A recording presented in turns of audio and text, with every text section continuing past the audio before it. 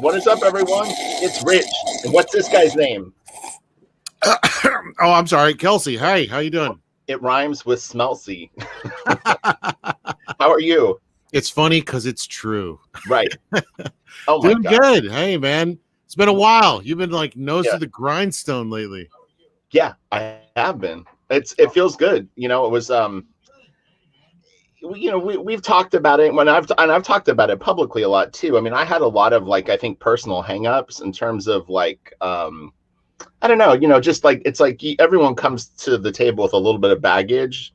I've always been very like this goes back so much further than comic art. When I was a kid and I would draw, I was incredibly picky about what I thought was a good drawing and what was a bad drawing. And I remember really it was a big like looking back problem, Oh, for me it was good art, Rob Liefeld. Bad art, right. Everything else. No, just kidding. Yeah, so it's like that just alone was probably my biggest hurdle ever in my life with drawing, is that I and I'm not one of those people that hates everything that I do, like, because I have friends like that where they're like, oh, that sucks, this sucks.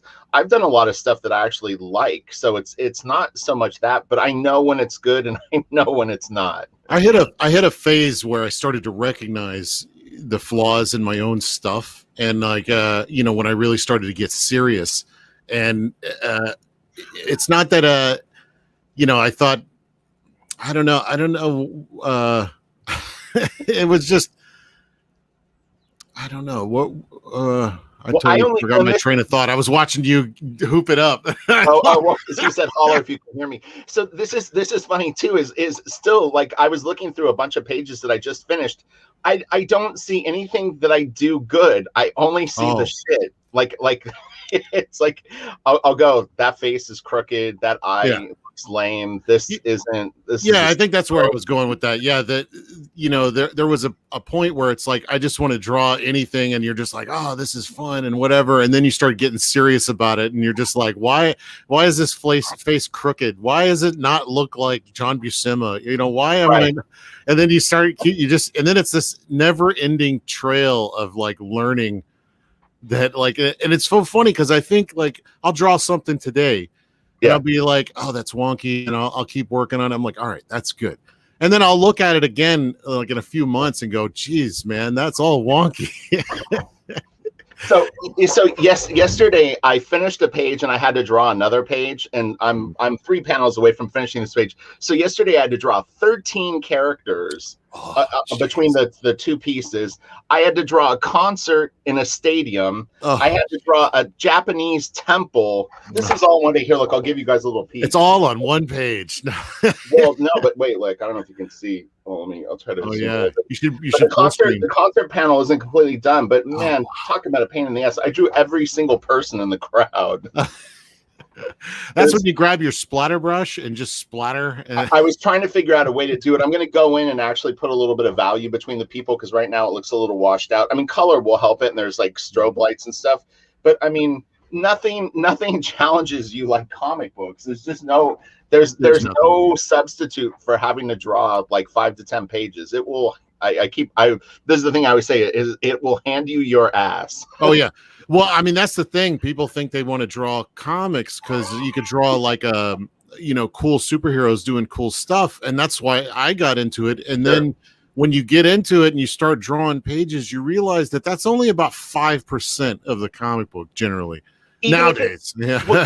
Well, this is what I told people is, look, even if you write your own comic and you go, look, I don't want to, like Mike Mignola, he'll go like, I hate cars. I don't want to draw this. I don't want to draw that. So you create Hellboy around it. But still, even within that, if you eliminate, say, instead of 5%, you get to draw 85% of the fun stuff, you still, at some point, your character goes back to their fortress. And you have to draw a room, and you have to draw the objects in the room. And if there's something round, maybe he stole a motorcycle. Now all of a sudden you've got to draw a motorcycle. Well, you know what I'm saying? Like, well, yeah, when you're writing, like I'm doing a lot of writing right now, and I'm not thinking about what's hard to draw. I'm just going with the story. And I find myself when I'm reading scripts, I do that too. I get into the flow of the story, and it's not until you start laying it out where you're like, oh, Oh Lord. Oh, this is gonna be tough. We got a super chat. Hey. So what are your guys' view on Clearline comic art versus art with hatching and or brushwork lighting? What do you I think? love it. I'm a huge proponent of Clearline drawing from way back in, the European context of it, which is like L'Enclair or whatever they call it, which is like Hergé and oh man, Sergei Clerc and guys like that. I think that, but yeah, I love it. And in fact, the growth of like anime into our popular culture, that's what got me into it, because I grew up watching anime and Disney films, and I wanted my stuff to look like that. But I do really value like good inking and black placement and and rendering, because that has a power. I've noticed that, like, it depends on what you're trying to do. The clean line stuff has a power of its own if you embrace that, and then the stuff like Silvestri's Wolverine, with lots of black and that has a whole other kind of power. So you really kind of have to use it to your advantage. I'm laughing because it's funny. It's like the two comparisons that I've given my work on Crystal Planet, and both are at a very low level. So when I say this, don't, like, if anyone goes and sees Crystal Planet, don't expect it to look as good as these two artists. But it reminds me a little bit of J. Scott Campbell early on Gen 13 and maybe Mark Silvestri on Uncanny X-Men way back like that. But I had said to you the other day, like, I can't really look at the Wolverine stuff right now. It's too advanced for intense for my thinking, but I feel like there's a little bit of it. So, but someone had asked if we could maybe explain what clear line art is versus like rendered art. So can you, how would you describe clear line art? Well, clear line, somebody said Mobius. He's not really known for that, like, because he does a lot of rendering with weird lines and stuff. But that is a good example in that you don't add all the heavy blacks for shadow. You just you draw. It means more drawing. Like Mignola said, he started doing the heavy blacks to hide the things that were hard to draw, and to draw less. And that's true. When you start drawing in the clean line style, you realize that there's no hiding. You have to draw everything. You have to draw the room. If the chair's there, you have to draw it. You can't like black out half of it or hide it in shadow. So it's very, So you gotta, it's much more in the open, and it's much more of a confident, way of doing things. But again, it's like, if that's just what you want to do, that's just what you want to do. But like for me, I could do things in a style. I'm sorry. Was Seth Fisher, would he be considered clear line? Yeah, I think so. Okay, yeah, because I really liked his work. Winsor McKay, example, I don't know that, like in the French tradition of it, I don't know that those guys are considered that, but I think they are, because that is the same look. I would consider Jeff Darrow, even though his stuff is very detailed, but there's not a lot of black. Who would be a simple? Trad Moore puts a lot of so it's black and rendering. You can have black and still do clear line, or no? I don't think so in the purist kind of tradition of it. I don't think so. But, I think like anything, there's amalgams of stuff now. Like I actually like the look of clean line, like Trad Moore, clean line with with hard spot blacks in there. So, sometimes that has a really nice look to it, Would you consider Jack Kirby clear line style? No. Okay. I think he did something kind of clean line style in an old Green Arrow comic that actually his wife inked, and Rosie she did it with like tech pens or something in an early, so it has a real dead line to it. That's another way to refer to it as deadline. But Steve Dillon. Gosh, man, maybe late period Steve Dillon kind of dipped his toe into that stuff. Like, but if you look at like Preacher, it still has rendering and stuff. Like I think when they're referring to, like, if you look at Hergé is the penultimate. He's the one that's sort of heralded as the one that popularized it, if he didn't create it. And his stuff rarely has black. It doesn't have any kind of rendering of any kind. Like on the, how like some like Art Adams, like on the very edge of a line on a leg or something, he'll have all these little tick marks to kind of show where it fades off. Right. And there's none of that. Okay. That would be considered rendering. So it's purely just a line. Have you've done books in that style? You probably have, right? Yeah, but I was going more for like a animation look. Right. No, I get it. So I guess that would consider the same thing. Well, like I know Hergé's name, but I'm spacing out. Like, what's the book that he did? Is it that Tintin? Okay, Tintin. All right. Yeah. I was thinking of the guy that did the little Viking dude. Well, then there's Sergei Clerc, who is kind of like he does that style, and I think he does it as a homage to Tintin, but it's way more sophisticated, and he does spot black, but he doesn't do any kind of rendering. Okay. Chris Ware. Yeah. I don't know. I guess in a very loose. Asterisk. Yeah, that was the book I was thinking of. Yeah, there's Asterisk was the other one I was thinking of. That's who I thought Hergé drew. Well, that style is also that's more Peyo. Peyo's the guy that did Smurfs. Oh, okay. Yeah, Peyo and gosh, I'm so bad with names. Originally a comic before it was. Yeah. Oh, really? I didn't know that. Yeah, it's really good actually. it's if you like that style. If you look at Franco-Belgium comics, there's Tintin, and then there's like Asterix, and you see variations of those where they got the Bigfoot cartoony stuff, right? Of like Spiro at Fantasio and that kind of stuff, which is more in the Peyo way, or the Franken. I get that you see his name Franken, but then you got Hergé and the Linclair style. So there's elements of each in either one. I love that stuff. It's so fun. Since we're talking about Chris Ware, I wanted to show this. Oh yeah, you could kill someone with that. Okay, this book is so freaking cheap, and it like I don't know of any book that has more art than this book. Like seriously, like the guy draws so small. It's insane, and he's one of those guys that can't stop drawing. Like he'll do a comic for his wife and stuff on the side. God, like literally, I almost need I need like a magnifying glass to actually look through this book. It's crazy. So Glamour Puss is Dave Sim, if I'm not mistaken, right?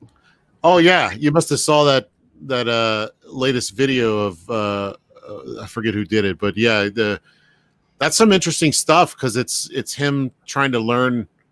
I didn't know this until I saw Kayfabe, I think, did a video on it where it's him trying to learn the inking style of those old masters, right? And then he, as he was learning about it, uncovers this story about the death of.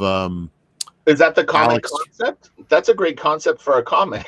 Yeah, I forget who it was, but yeah, it's interesting, and it makes me actually want to read it because I thought it was just him, drawing fashion ads and just having fun after Cerebus. But the guy's mind can't stop. So as soon as he gets into something, story just comes out. So someone asked if it was the Acme novelty library. I'm looking right now. Well, that's his company, so it probably is, but it's probably produced by Fantagraphics or something. Who? It just says published by Chris Ware. I don't see the okay, thing. maybe he did it on his own. So let's not deviate too far from what we're going to talk about today, because we're getting into coloring, and this is going to be awesome. So Kelsey, are you losing weight? I think that's important that we address this. Really? Why? Do I look like it? That's what this is what Zaid says. And thank you very much for the super chat, by the way. Thanks. Yeah, as Cecil said, I'm trying to, for summertime, trying to get from a B cup to an A cup. So right. Trying to lose my my winter weight. Yeah. I do this once a year. Eventually, I'm going to end up cutting all my hair off too. That's a tradition every summer. Oh, do you? Yeah, so I Yeah. start from scratch. This represents a year's worth of growth. Right. Well, I trimmed it recently. You're like a tree. If we cut you in half, out rings. Yeah, it's all rotten inside. I use YouTube as an excuse to shave. Yeah, we have to trick ourselves into these things. Otherwise, we'd never leave the table. I've let my beard go sometimes for, well, you have a big beard, but yeah, I've let it go for like a month or so, and it's like, man, it's so crazy. Well, I grow this so fast that it's actually just, I think this might be why some guys have beards, is because it becomes easier to just have a beard than it is to shave it every day. Yeah. You know, because like if I let it go, I mean, some guys get a little scraggly beard. I keep trying to do Swamp Man. I wouldn't consider Frank Quietly if that's the style we were talking about personally. There's elements of it. Like I think he's inspired by it. He's inspired by Mobius. He's inspired by Otomo. Otomo is I guess you can look at it as a variation of that, but he still does a lot of rendering and stuff. Yeah, I think there's a lot of subsects of that. We should do a whole show on that, on like, it would be interesting. French style and how it permeated, you know, Western culture, or what that is Western culture. What is it? Art, because there are some anime influenced by that stuff too. The link clear. Yeah. No, I knew you were talking about Kelsey here. So this is so today we're going to discuss comic book coloring through WILDSTORM. Kelsey's been enjoying my WILDSTORM deep dive. And honestly, we're still in the shallow end of the pond, man. There's a lot of really, really great shit that came through WILDSTORM, but I don't know a lot about color, to be honest. So I thought it would be fun to actually have someone who's a great colorist walk us through the process. And in fact, I was going to say this to you before the show. I mean, I still consider myself to be pretty good friends with Joe Chido. I used to talk to him quite a bit at WILDSTORM. I'm going to reach out to him and see if we could get him on, because it would be really, really interesting to talk to Joe, because I'd love to pick his brain. Nice guy. He's a great artist. I'm curious about his journey more than anything, because having started in like the 70s, you know, trying to fantasy paintings, and then you know, helping define the future of comic book coloring. I mean, that's such an epic journey. Yeah. Well, and so a lot of the color guides that I got, I wasn't particularly focused in on grabbing Joe Chido's work, but I would say that it's about 95% Joe Chido color guides, and then Wendy Fouts, who is Matt Broom's wife, Wendy Fouts Broom. Okay. So and she's great too. Now I could be mistaken. I'm not going to try to pin the colorist with the color guide, because it was a tremendous amount of work trying to get this together, and I was trying to get not only original color guides, but I was trying to get some of the pieces so that we could look at like what it looked like in a color guide, and then how that's translated into the page. Well, another thing too is I guess Wendy started before WILDSTORM, right? Or was she WILDSTORM first? You know, I met Wendy at WILDSTORM, so I don't know her history before that. But because there's not many people that actually do the marker comps and stuff like Chido. Like he didn't do the computer. I don't know. I still don't know if he does computer, but like Homer, I think it was Homer Reyes. Homer was great. Buddy. Oh my God. Homer was a computer guy, so he was like Chido's interpolary or whatever you call it. That's what made it into the comic. But Homer eventually went on to color on his own and doing some really interesting stuff. The WILDSTORM coloring department, when I got there, was like just joining WILDSTORM in general literally was like I always refer to it as like joining the Chicago Bulls. Like it was everybody was like an all-star, you know. It was you were just like, oh man, you're amazing, you're amazing, you're amazing. It was pretty nuts. Honestly, in those early days too, like when because I was all new, it was all new to me. So like the coloring didn't really stand out to me as much as the ideas, because like when I first, like I was getting into X-Men and stuff, right? And there was already early ads for Wildcats and stuff, right? And like, oh, what's that? You see it in a little Westfield, yeah. And so the color didn't stand out to me until like the next wave after that first 4-issue arc, they really started to kick it into high gear, and everybody. Well, Todd was messing with Ollie Optics and Steve Rude right from the beginning, and killing it. So I think it elevated the game for everybody. Honestly, a lot of times you'll hear me refer to like McFarlane was kind of the reason that I got into comics, but I would be completely missing the mark if I didn't say it wasn't also the colors on Spawn. The colors on Spawn blew my mind. Like it looked so advanced and it was so nice looking that the combination of Todd's art and Steve Olif's colors, that's what got me into comics. There's no two ways about it. Cobalt says the coloring in manga has massive range compared to most Western comics. To me, I wonder if it's to the different styles. What are you referring to? Because most manga is in black and white, and when they do color pages, it's generally like marker coloring and stuff. Still to this day, they rarely use. They're just starting to kind of dip into computer and stuff. But I know that manhwa and stuff from Steve Olive. What did I say? Steve Rude? Oh, I don't know. Maybe, or maybe I did. I don't know. I thought I said Olive.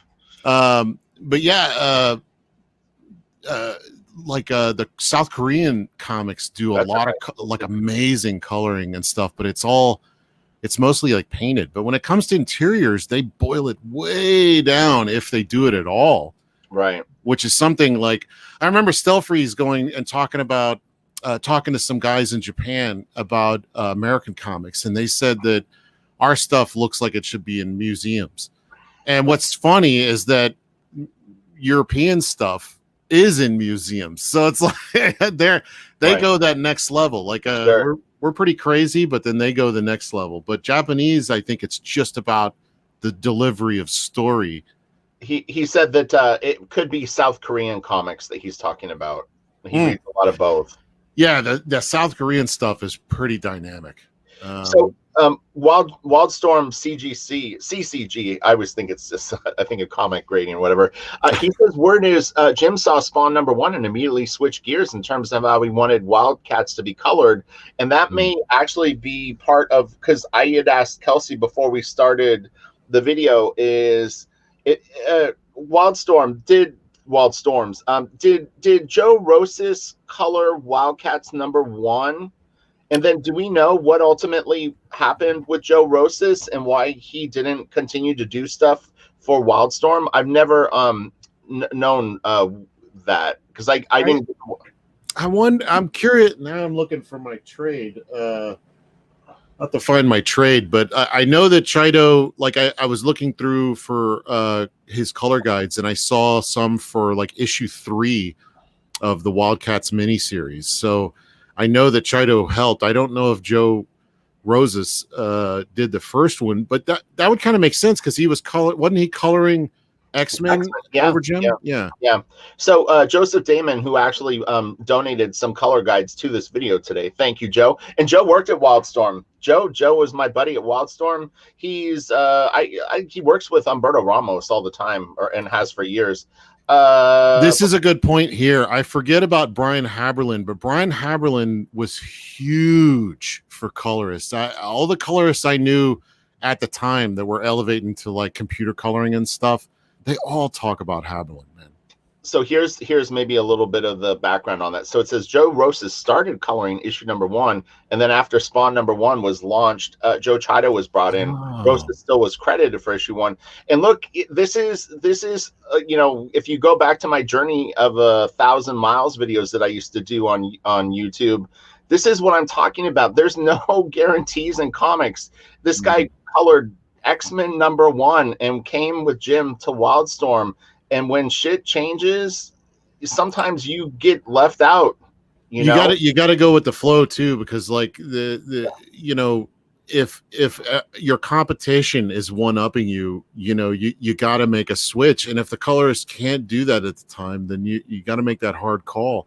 And it's nothing personal. This is just business. It's trying to get the right thing. The business of art. It's what it is. It's so strange. Yeah, I often think about that, the business of art. Like I got to get up and produce a work of art like at least every day. Well, I tell people, I say, people that follow my channel for a long time, what do I say? Comics is not a gentle business. You really, really have to be a very sturdy individual, both physically and mentally, to handle it, or it will fucking kick your ass. It'll kill you. It's so fucking hard. There's a lot of people that come in and try and it's too hard, and then there's other people that come in and they work really hard and it just burns them out. So you got to kind of approach this with a zen like attitude where you're just in it for the long haul. This is going to take this long. This is what I'm going to do. This is a great question, by the way. I've been wanting to get into this for a long time, and in fact lately I've been dipping into how it was done in the past. And I've actually contacted Mark. Why am I blanking on his name all of a sudden? Mark Chiarello. I keep wanting to say Mark Chido. Right. My Chido's on my brain right now. But Chiarello, I've actually contacted an art dealer about getting some of not Glynis Oliver. What's her name? She colored Year One. Man, I'm blanking on the names, but some of the color pages that she did for Iron Wolf Fires of the Revolution that Mignola did are available, and they're relatively decent price. So I was going to scoop those up and show, so we can have real examples of the way that they colored back then and the way that they still color a lot in Europe, which is where they take the black and white line art, photocopy that or print it onto a clear sheet, an acetate, so that you can see through it. All it has is the black lines. All the white of the paper is see-through. Then they take a piece of artboard and then print the same black line art but in blue. So you got this blue line with a clear sheet acetate that you could put over it. They paint on that board, and then you can put the inks over the top of it so you can see that. So that's how they keep the inks perfectly black. They have this acetate. Do you have some of that? I don't. I have these though. Remember, I was talking about. I actually have like the color guides for X-Men number 2 and 3. And this is that's another thing I want to get to, is that looking at some of those guides, like that right there, looks better to me than the final product of the comic. You're gonna, dude, when you see these pieces, when we're gonna get into it in 1 second, we usually do a little 30-minute sort of intro, but don't worry, we're gonna look at a lot of color guides. A lot of times, this is Joe Rose's colors, but this is an original color guide. I have almost the full books for X-Men issue 2 and 3. I would rather have that than the final cut screens or whatever that they used to do. I'll tell you what, after this video today, I would say that 90% of the people that are watching this are going to be breaking out markers and trying to color some black and white photos. I hope so. In fact, I'm not going to do it on my new book because you just kind of need more time, and I got too much going on, but I definitely want to try that. But like, check this out. Since we're talking about coloring, this isn't any of these guys. This is another guy you may have heard of. What is his name? Paul Mounts. But Paul Mounts hand colored. Here, I gotta focus actually. There it is. Yeah. Paul Mounts hand colored all of Jim Lee's X-Men cards. And you can't check it out here, but like when you see it up close, and you can actually find a couple of these for sale, or people have bought online. And it's the same way. They have the ink art on a clear acetate, and they're hand painting it. There's airbrush in here. There's color pencil. You can see all kinds of stuff. It's really fascinating. Oh yeah. All right. Well, let's start looking at. Whoa! Jesus Christ! I felt like I was watching a snuff video. Whoa. But yeah, good stuff, man. I'm actually really wanting to get. I mean, we're getting back to like old school, like, people are kind of getting tired of the digital comics and wanting to get back to hand done. So why don't we do this with color? Why don't we go back to our roots? Honestly, I would say that like there is definitely a big movement. Look, here's the deal. Like, and I love digital art, and Steven is a good and longtime friend of mine on the internet. and Steven and I both have something in common, which is we love technology. He's actually much further along in his exploration of it, but they're great tools. Like if you, okay, like say you had a character that has a motorcycle, and I've had friends do this, like Ryan Benjamin will create like a model of something that he's going to have to draw a lot, like in a 3D program, and he can use that as reference, or he can light box it and put it on his thing. And look, artists have been using tricks forever. Oh yeah. In the 70s, guys were tracing photos and putting that stuff into their art. But I would definitely say that there's definitely a movement of people that are maybe using some of the digital assets, but then taking it into traditional art, you know, which is to me more exciting. In fact, one of the things, talk about Glamour Puss earlier, but one of the things you discover is that guys like oh man, who is it that Star Wars? Al Williamson. Names. Yeah, Al Williamson did fair share amount of tracing photographs. He did a lot of photo referencing. It doesn't matter because that stuff is like brilliant anyway. He's a good artist, so it's the craft that he brings to it. You know, all right, a certain look that he wants. So let's do this. We have so ready. I'm telling you, everyone's going to be grabbing markers and coloring tonight. When you see this stuff, it's going to blow your mind.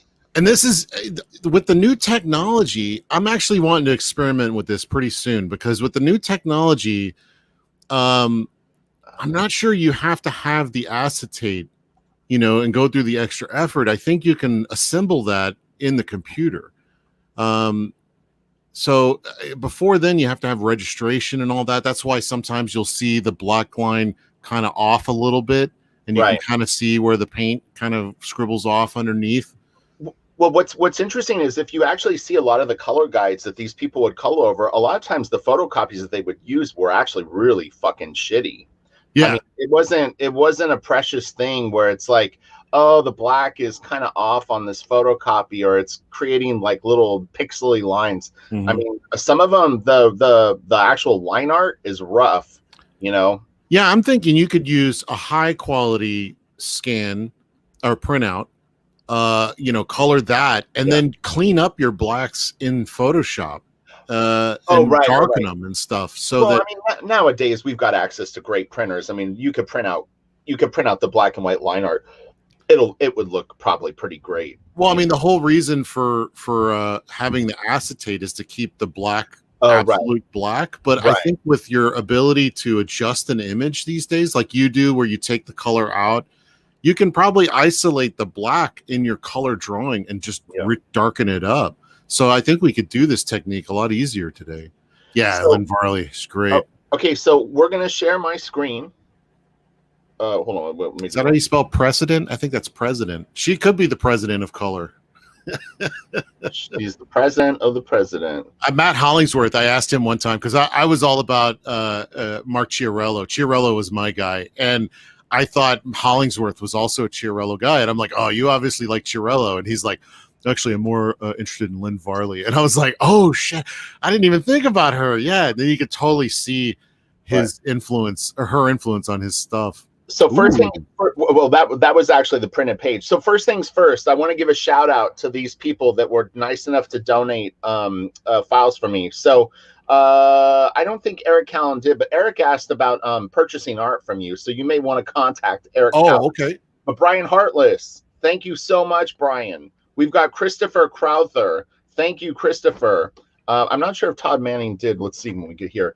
We've got Joseph Damon, Ben Bressel, the Ben Bressel. He's, to me, Ben is a very famous art collector. And then we have got Thomas Geralt. What are you doing, Geralt? Yeah. My cat just spilled my coffee. Oh no. And Tom Angers is his comic art gallery. Let me make sure that I got everyone. I think that was it. But man, these guys stepped up. We have some great stuff to look at. So cool. Thank you. And you can find this stuff on Comic Art Fans. For people that want to see more, there's more out there. So let's just start at the tippy top here. So let me go into full screen mode. What is it? I like this. I just like this so much more than the final product. I don't know why. The colors are so vibrant.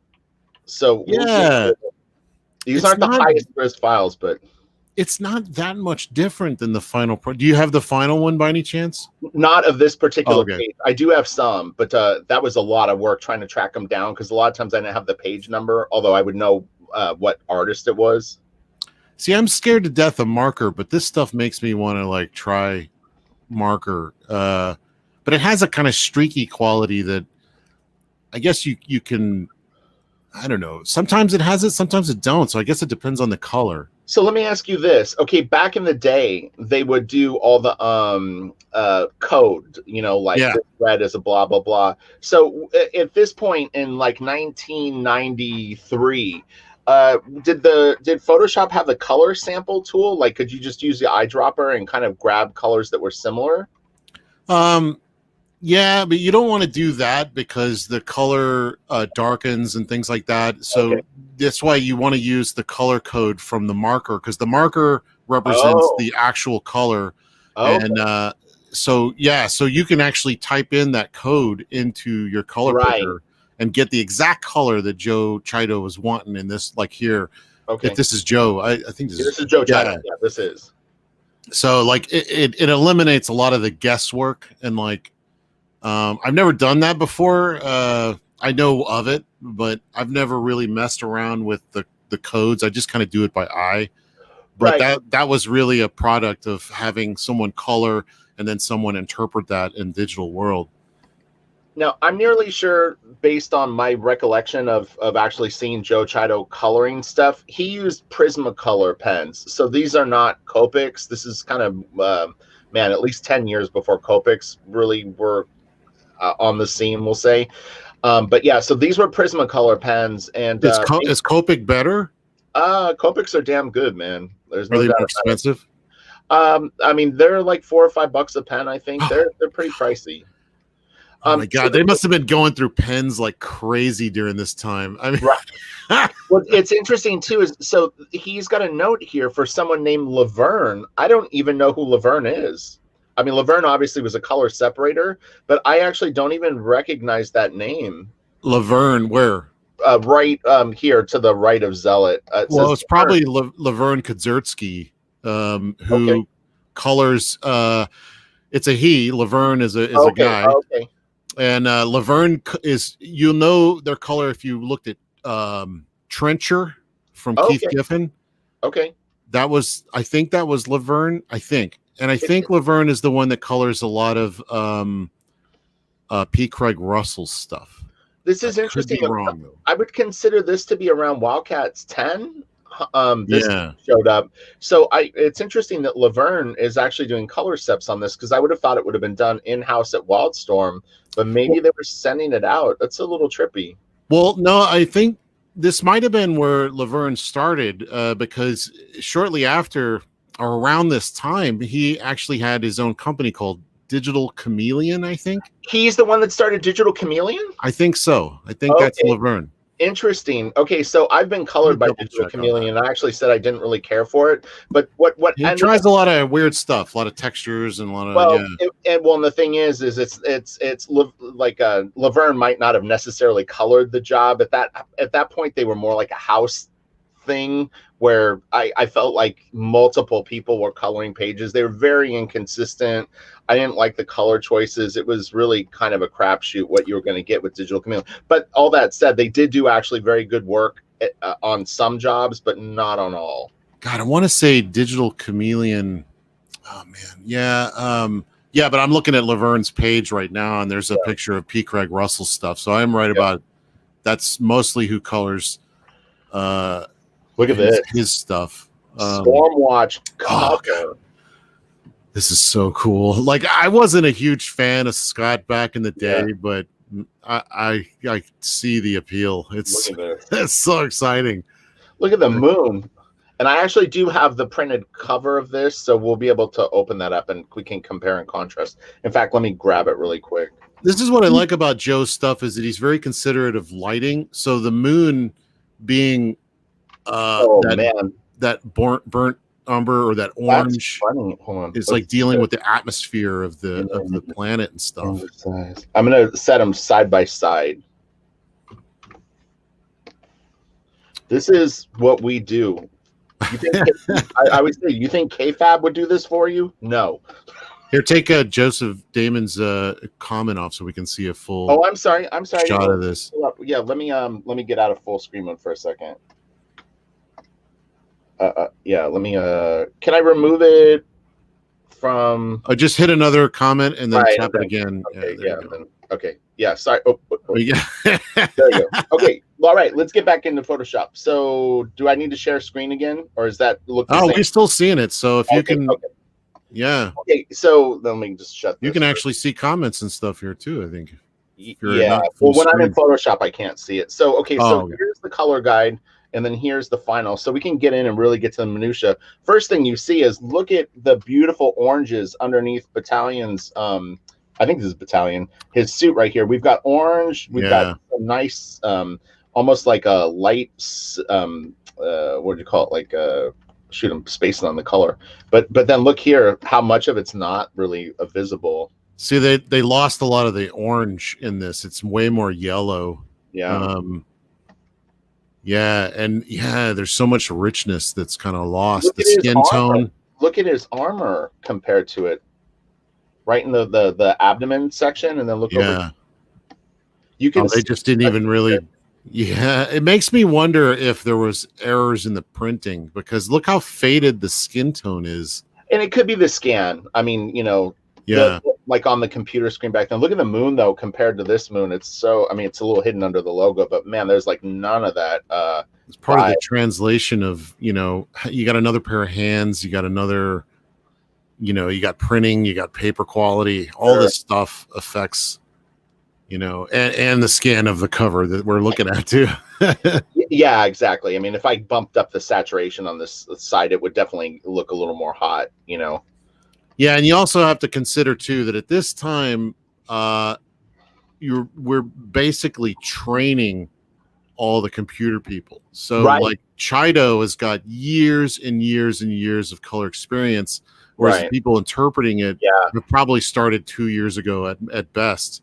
Even when I was at WILDSTORM, I mean, it was like Joe Damon can back me on this. I mean, there was a lot of people that you just would never ever like visually look at them or even talk to them. I mean, there was people that were doing color steps that really didn't even follow comics. That it was like they had artistic ability, but it was like, it was a job. They would come in at 9 o'clock in the morning, sit down and color all day. And when they were done, they would go surfing or whatever they were going to do. And it was just like, they understood how to use the computer and they understood how to copy these color guides. James Smith says Steve, I'm guessing Steve Olaf sent him an Airboy page with the acetate. I lost the comment.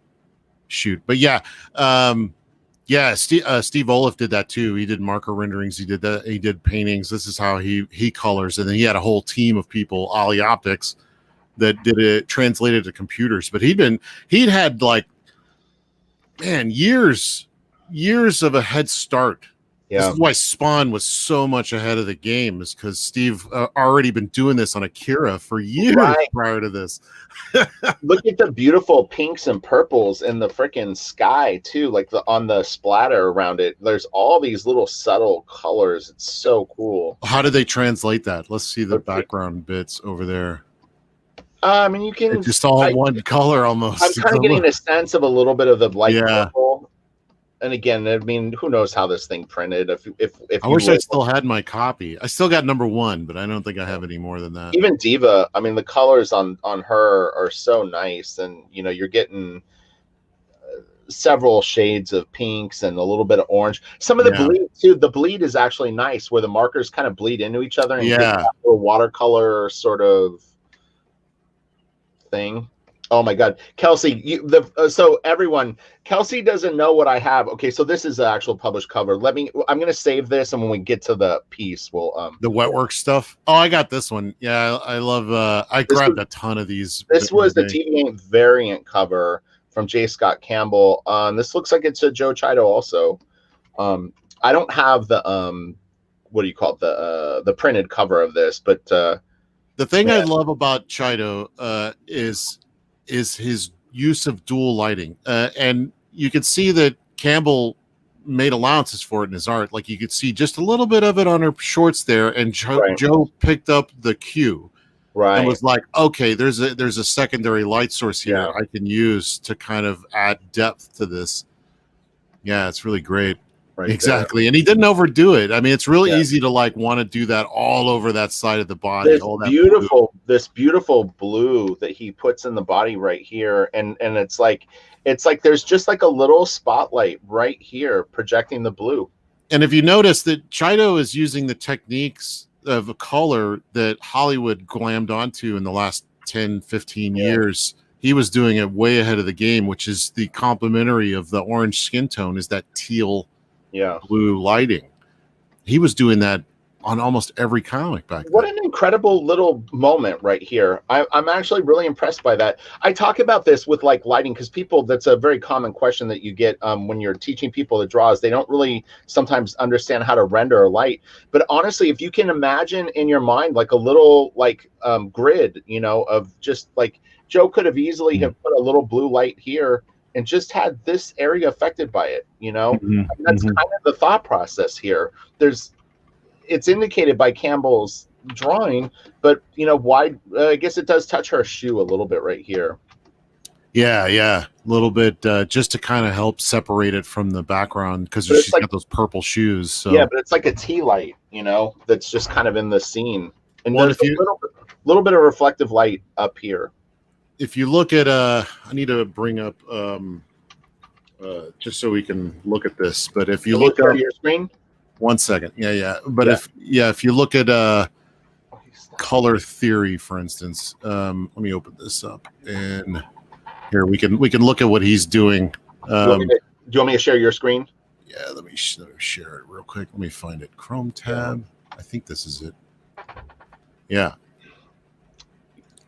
Oh, okay, here we go. All right. So what he's doing is like he's got this kind of like blue.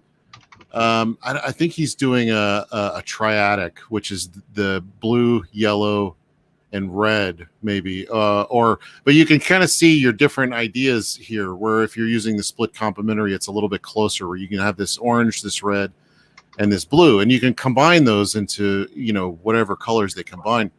Too. But this helps you kind of like organize and separate. And make sense of your colors and harmonize and all that. So, and when you're looking at his stuff, if you want to bring that back up, sure, you can kind of see, this one, the purple, the green, orange and blue. I mean, that I wish we could do both at the same time. Right. But you can spot what he's doing by looking at the colors he's using, seeing if he's doing a triadic, a split complementary, or a analogous or whatever, and it helps you kind of organize what to do. So it's like, say you got a character that has a lot of purple. Well, then throwing orange in the background will really make that character pop because that's it's a complementary color or whatever. I don't know the technical terms.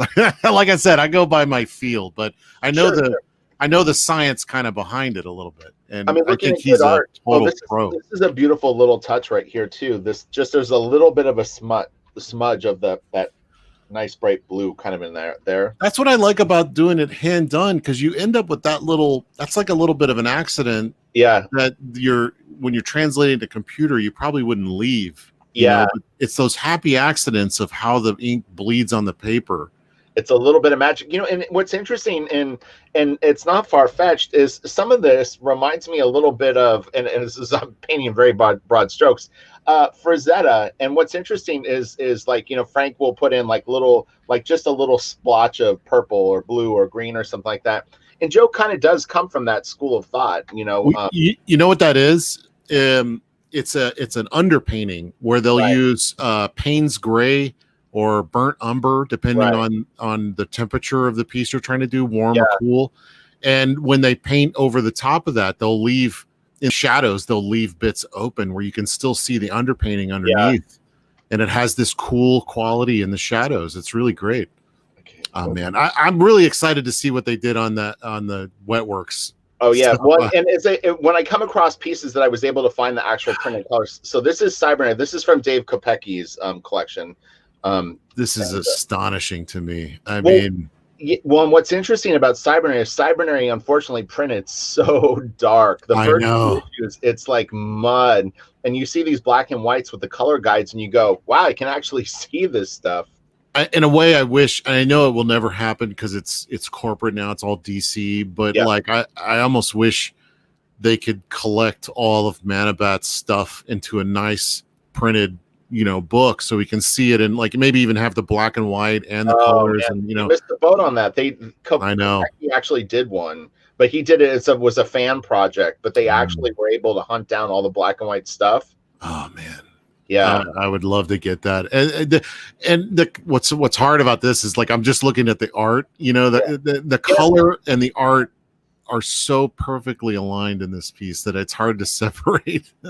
right. Well, I mean, Nick was great. I mean, honestly, with Blaster Kid, I mean, I would definitely say that Cybernet is a big influence on it. Like, I don't sit and try to draw Cybernet, but I mean, if I was going to go back and go like, what would be things that kind of got me excited? I mean, definitely this character did. It was so far out, Well, going back to the coloring though, I love the monster down at the bottom. Like I try to stay away from like browns and stuff, but it's really neat how he's utilizing the dual lighting, or the edge lighting, where he's adding that orange, which really helps pop, and you can see that on all the characters. He's like got this main light source of this sun or whatever behind them, and they're all edge lit by this. Yeah. Do you feel that Joe approached this in a different way to some of his?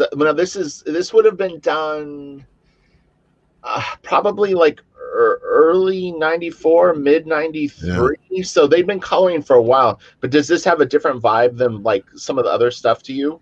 I think he's using less pastel colors. Like he's drawing, this looks more like his old fantasy art days. Okay.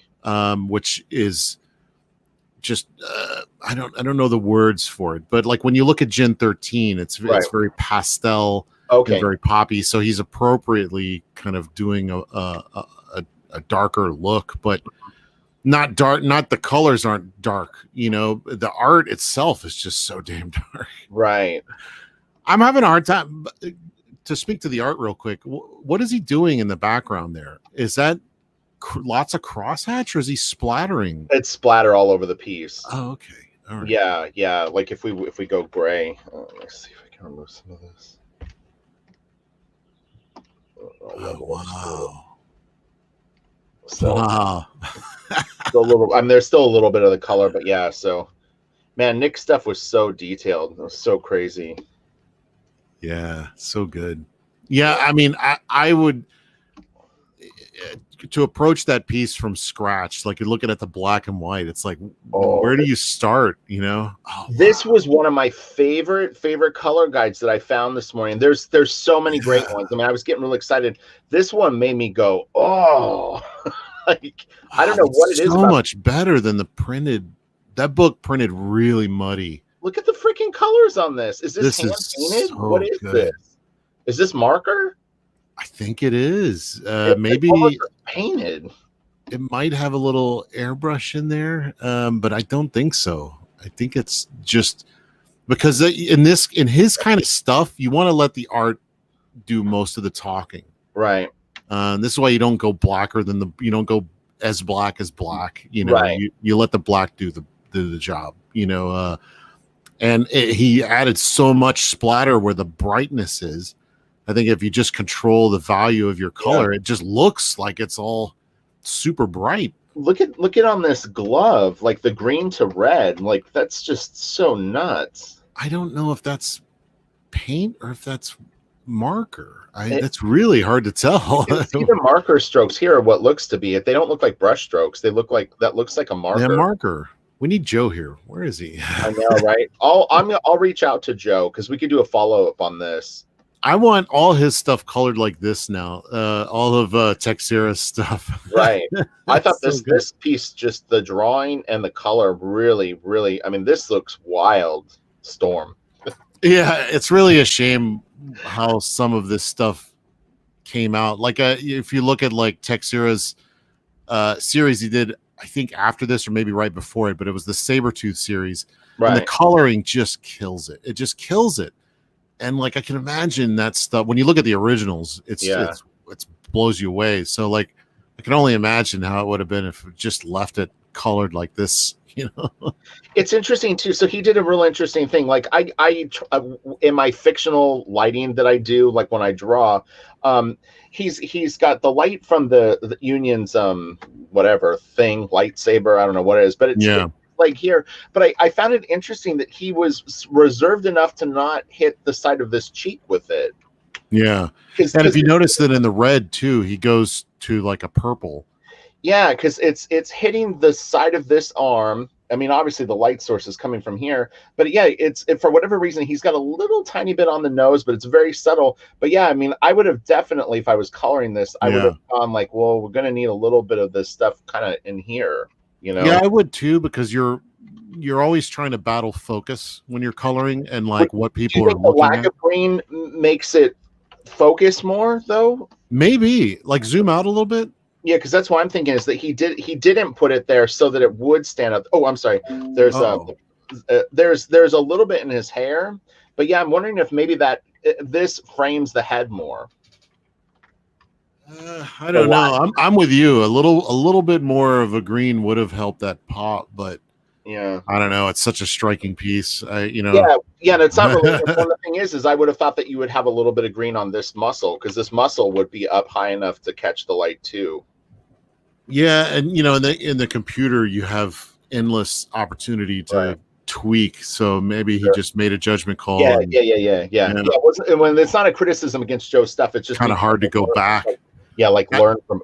That's the challenge of marker, and paint and stuff like that. Is that you kind of have to get it right the first time. Let's do this. Hold on. Hold on. We'll fix this right now. Damn it.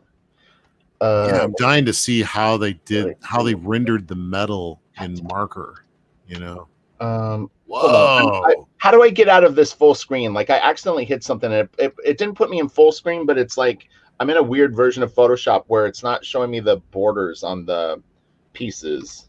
I can pull this out, and I can. You hit tab to get your tools. Okay, is that what you're thinking? Yeah, I don't know. I hit something and it put me in a weird. I don't know. Hold on. Damn it!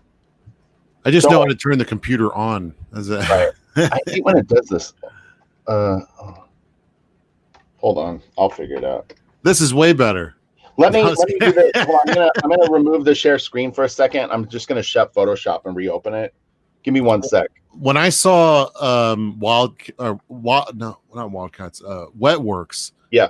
When I first saw that ad, that color for there was an ad piece, a couple ad pieces, and then there was like a 4-page story in the back of one of the Wildcats issues in the first miniseries, and it was mind-blowing. I can't describe enough how mind-blowing that was, seeing metal rendered like that. I mean, because I remember when I was a kid, I'd look at like Colossus in the old X-Men books, and they'd color it, and the way they drew it, if they did it right, it looked like metal. But you had no idea what metal could really look like until you saw Wills and Chido get on the scene. Okay, here we go. All right, so we got the color guide. And gold to boot. That's another thing. It's like, so let's soak in the color guide really fast. And this is when the WILDSTORM coloring started to get more advanced. And I think that is WILDSTORM said that probably the influence of Olaf and maybe even Top Cow at this point, they started to up their game in terms of the amount of drama that they were adding to the colors. It's so dark. And that's my main complaint with a lot of that early stuff, is that they went too dark. And I don't know if that's because they were trying to figure out at the time what printed best. So the color guide might be using colors that are illegal in print. So when he's putting down the number for those pants, right, and the colorist of the separator is drawing is putting that color in, it prints too dark. That's also a possibility. Because even his the whites here, and even like if you look at Chido, he's going hotter on the highlights. Yeah. And they look darker on the final piece. And that could be a use of the code where Joe was a little softer in his hand when putting that color down around the highlight. You know what I mean? Yeah. And they just don't have that finesse in Photoshop at the time. They just put down the color, and they didn't have a softer touch with it, you know. It's absolutely insane how hot Joe gives the illusion of light coming from this side. Like this thing really looks like it's illuminated. The side of this guy's head does. His eye, her calf right here. It's crazy how hot it is. He controls his value range so good. Because they're not even that bright of colors. That's the thing, is you sample it and see it out of context, and you go, look how dark that is. Oh, Joseph Damon was saying it. Alex Sinclair was working with Will's on Wetworks. Is that right? It could have. I don't know who did this color guide. I would assume this is Sinclair, a color guide. Well, Sinclair took over on Jim's stuff at some point, and it's still coloring his stuff. You know. I don't know this for a fact, but I mean, definitely there were times at WILDSTORM where maybe a couple of colorists would actually do the separations for a book. And I don't know that for a fact. They may have actually cornered in their own books. I'm sure Alex Sinclair would come on too. Would be interesting to talk to him. But you know, you had talked about this before, but like, look at, okay, like I'm grabbing like the hottest like brights here. We'll grab it off of his crotch. But then when we do this, remember, and we were looking at where it sits in the actual picker range. It's pretty far over, and it's not as hot as you would think. So he's definitely like, it's pretty interesting. This is interesting. Farbin says Guy Major and Justin Ponzer were the best WILDSTORM colorists. Issue 5 of Danger Girl is one of the best looking comics from that time. Yeah, I love those guys. Ponzer is one of my all time faves, but I think he did a tour at CrossGen. He did. He left WILDSTORM and went to CrossGen with a few people. And then he kind of fine-tuned his style. And what he was doing on X-Men was some of the best coloring. But it's a whole other kind of beast. It's very natural. I tend to like Chido's because he's more filmic, like using color lighting instead of making it look natural. He's heightening reality. But I love Ponzer. Love Ponzer. R.I.P. Don't peek. Don't peek because these are opening. Close your eyes. Oh, okay. Close your eyes. No spoilers. Yeah, a lot of people got their start. It's really fun when you look at like a lot of early image books and you see. Oh, look at this! You know, you see these names. Oh, I love this stuff. Yeah. This is Chido on Adam Hughes. This is X-Men Wildcats. Modern Age, I believe it was called. What's neat is that Chido doesn't need to render much because Adam is so good with his lighting. Right. You could see Chido really just focusing on color, you know? Yeah. So it's a whole different kind of beast.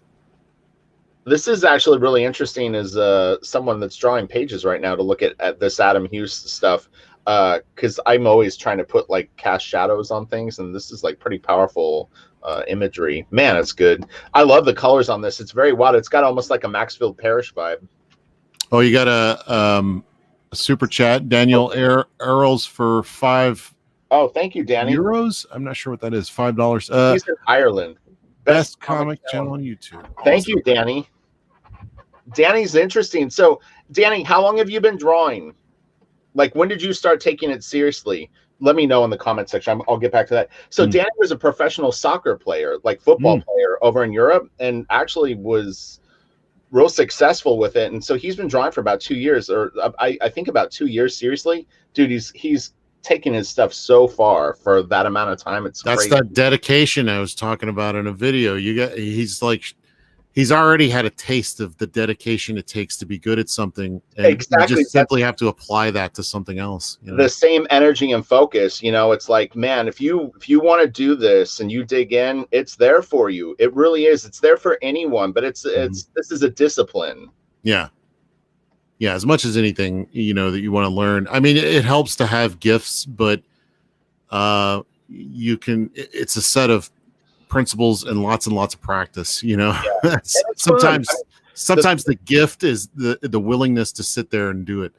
Yeah, don't ever let the hard work turn you off, because the thing is it gets funner and it gets easier the more that you put into it, and it's rewarding. It's easy to want to give up when it's just not like, how come my drawing is not as good as Adam Hughes? Well, it's because he's drawn a lot more than you. Just keep drawing. Yeah. Don't focus on the reward yet.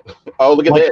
Like I don't feel that I'm at Chido's level of like comic coloring, but I strive to be. Like his storytelling is great in comics. Like when you're looking at this, he sets the mood, his lighting is good. It's never boring, really. I mean, was this from Gen 13? Oh yeah. 13 issue number 2. Man, I can't actually smile big enough on this. It's so fun to see these. Because as much as I've seen the comic, like to see this is like the baby being born. Yeah. What issue is this? This is issue 2. So this is my very first professional work. I assisted Alex on this issue, and in fact, I filled in the blacks on this page. Oh, nice. All those little shapes on the cape and on this guy's legs and all that. That's me. What a time to be part of that, when everything was experimental and fresh, and everybody's just trying stuff and having fun. And when I got hired at WILDSTORM, I would actually say that Campbell and Garner were probably my favorite too. Like as a pair, they were probably my favorite artists there. I was getting into Travis's stuff, but Travis was on maybe Wildcats 20, was doing real good stuff, but this was really, really fun stuff. So C-Match says that he thinks Photoshop has a CMYK mode. Yeah, it does, and that's honestly what you should be coloring in, because CMYK RGB, even if it has the CMYK preview on, lies to you. You'll be tempted to do colors that will not print. But if you're coloring in CMYK, you're focused. The colors you see will print. I guarantee it, if your monitor's calibrated. Oh, how funny. I wrote this on my sample pages that I did over Travis. Please return this guide to Joe Chido after you.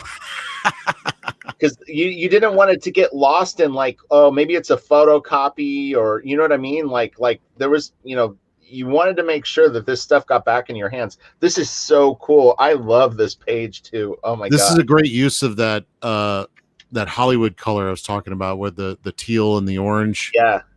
And creates a lot of like depth. And and orange complementaries are like green and purple and stuff. Right. So. Like, yeah, man, this is beautiful. Farbin too. We've got some Danger Girl color guides coming up.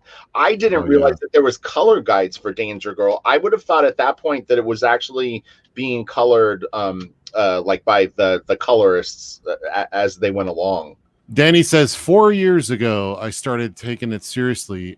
Played soccer for 14 years. Yeah. Wow. It's never too late. He met the president of the United States. That's how good his soccer team was. Oh, wow. Nice. Yeah. Look at that, man. The colors on that panel are so cool. That's such that is straight up Chido, because the rendering doesn't really indicate that lighting. Right. He just took advantage of the opportunity to do, the uplighting from underneath, wherever that's coming from. He put that little light like right in the middle of his forehead. Yeah. Just so well done. That shot of her holding up the size or whatever. This right here, right? No. The little panel of her face. Oh yeah, this right here. That is so brilliantly rendered. It's so good. All of it is really good. Oh my gosh. Kelsey, I have so much good shit. You don't even know what's coming. Hey, Billy. So this is Divine Right.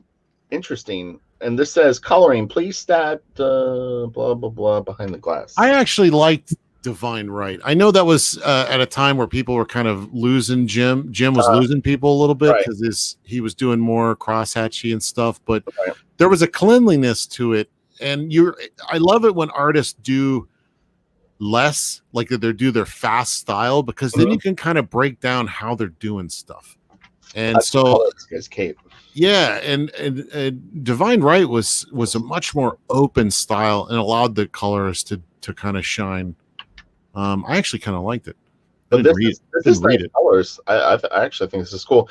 He's doing something that I do too much of, which is there's a lot of straight up and down with the characters. I mean, I know it's sort of the page, but man, this is like I'm trying to get my characters to stand or move the camera more and not have so much straight up and down. Yeah, yeah, exactly. I don't know. I love the straight up and down look too. I guess it just kind of depends. Ramos. This is early Ramos, big giant foot. Ramos. This is Wendy Fouts. So this is Wendy Fouts' Broom. Matt Broom's wife, but she was Wendy Fouts before that, and very, very great colorist. Quite an artist in her own right too. Actually, look at that red hair. How do you even do that? Here, I know. Do you think that's Doc Martin dyes? It really, it looks like that richness of it. Yeah, some of it looks like marker, and some of it looks a little more like dye, maybe. Damn. I mean, this stuff is so cool. That is really neat. What's the Chad think about, like, would you be like down for reading a comic that was just colored with marker and colored pencil and paint? I mean, because I look at this stuff going, I'd be more than happy to just have this. Well, I said this. I love the hand done quality of it. You could always have this as an additional. Okay, like you do your book, okay, and then you actually have a bonus book that people can get. That's the color guides, shot high res, and you could, in theory, have the best of both worlds. It makes more work. But if you did color guides for your book, I mean, you wouldn't necessarily have to have that be the only version of it. Yeah. Yeah, I don't know. It just kind of, again, it depends on the thing too that you're trying to do. Yeah. Right here. I would love to do a throwback to stuff from the early 80s and 90s that had the straight flat coloring and inks, like a normal traditional American comic book that I grew up on. So that would be that. And like if I wanted to do something like this, it would be, you try to be appropriate. Oh, this is so good seeing him color Barry Windsor Smith. Whose color is this? Is this Chido? This is Chido. It's signed by Chido. Yeah. You can really tell how he works the I don't know what you'd call that. I keep calling them pastels, but secondary colors, I guess, maybe. What are then primary colors are just the like red, blue, and yeah, but you got a lot of that in there too. Yeah. Oh, this is Fuji. I was like, what is this? I knew it was a character, but I was like, I couldn't really see it that well. Oh, that's weird. I thought Fuji's red was right in the middle of his face. Maybe I don't know. But it's incredibly hard to color a team superhero book because you got all these different colors that don't necessarily go together, and you have to make them look good together, and that's I always just use color temperature. Like I pick like a main lighting, and that tints every other color. But when I was working at Marvel and DC, they have certain rules about how far you can push like Superman's red or Superman's blue, because then it goes out of its copyright protection, Oh, right. I don't know if they still have that issue because of the advancement of colors. Now you can kind of like you look at Marte. Are you talking about like illegal colors? No, I mean like copyright for Superman dictates this red, this blue, right, this yellow, and this outfit. And if you push it too far, it becomes not protected, I guess. I don't know, but they were, or it's hard. People they thought that people couldn't identify why Superman's colors is purple because he's in kind of a reddish light. Right. I don't like that rule. In fact, it's one of the things that for a lot of the DC characters, I don't like their core colors. I'm not a big fan of like red, yellow, orange, and green like anywhere near each other. Well, for instance, you look at this, for instance, and this is what I call house lighting. It just means that there's no, I mean, he's got secondary lighting on the smoke and stuff, but it's not affecting them at all. So it's not really accurate. So to me, it's just the house lights are up. Everybody can see what colors their suits are, exactly how they are. And if you were to turn the house lights down and put a blue light shining on them, that would tint every other color. It's interesting because Chido would have had something like this. I'm not 100% sure who did this color guide, but it is interesting that there's not like any really kind of ambient second light on Backlash here. Well, it looks like Chido a little bit, but like in the smoke. But it is Chido, yeah. So, but what I was thinking of this earlier because at the height of their, he must have been coloring several pages a day. I mean, at least. Well, he had an assistant named Martin. Martin would color stuff too. They had an office that they shared together, and so this could be partially Martin too. It's possible. Like, and I just imagine it being very difficult to, like, you know, wrap your brain around story and stuff like that when you're coloring 5 different books. You know, I like the colors like on this panel. I think like the computer with the kind of greens and red or kind of salmon color looks cool. This is neat. I like the smoke and stuff like that. But yeah, I wish that there was maybe a secondary light on Backlash, just a little bit, something hitting some of this stuff. Just a little.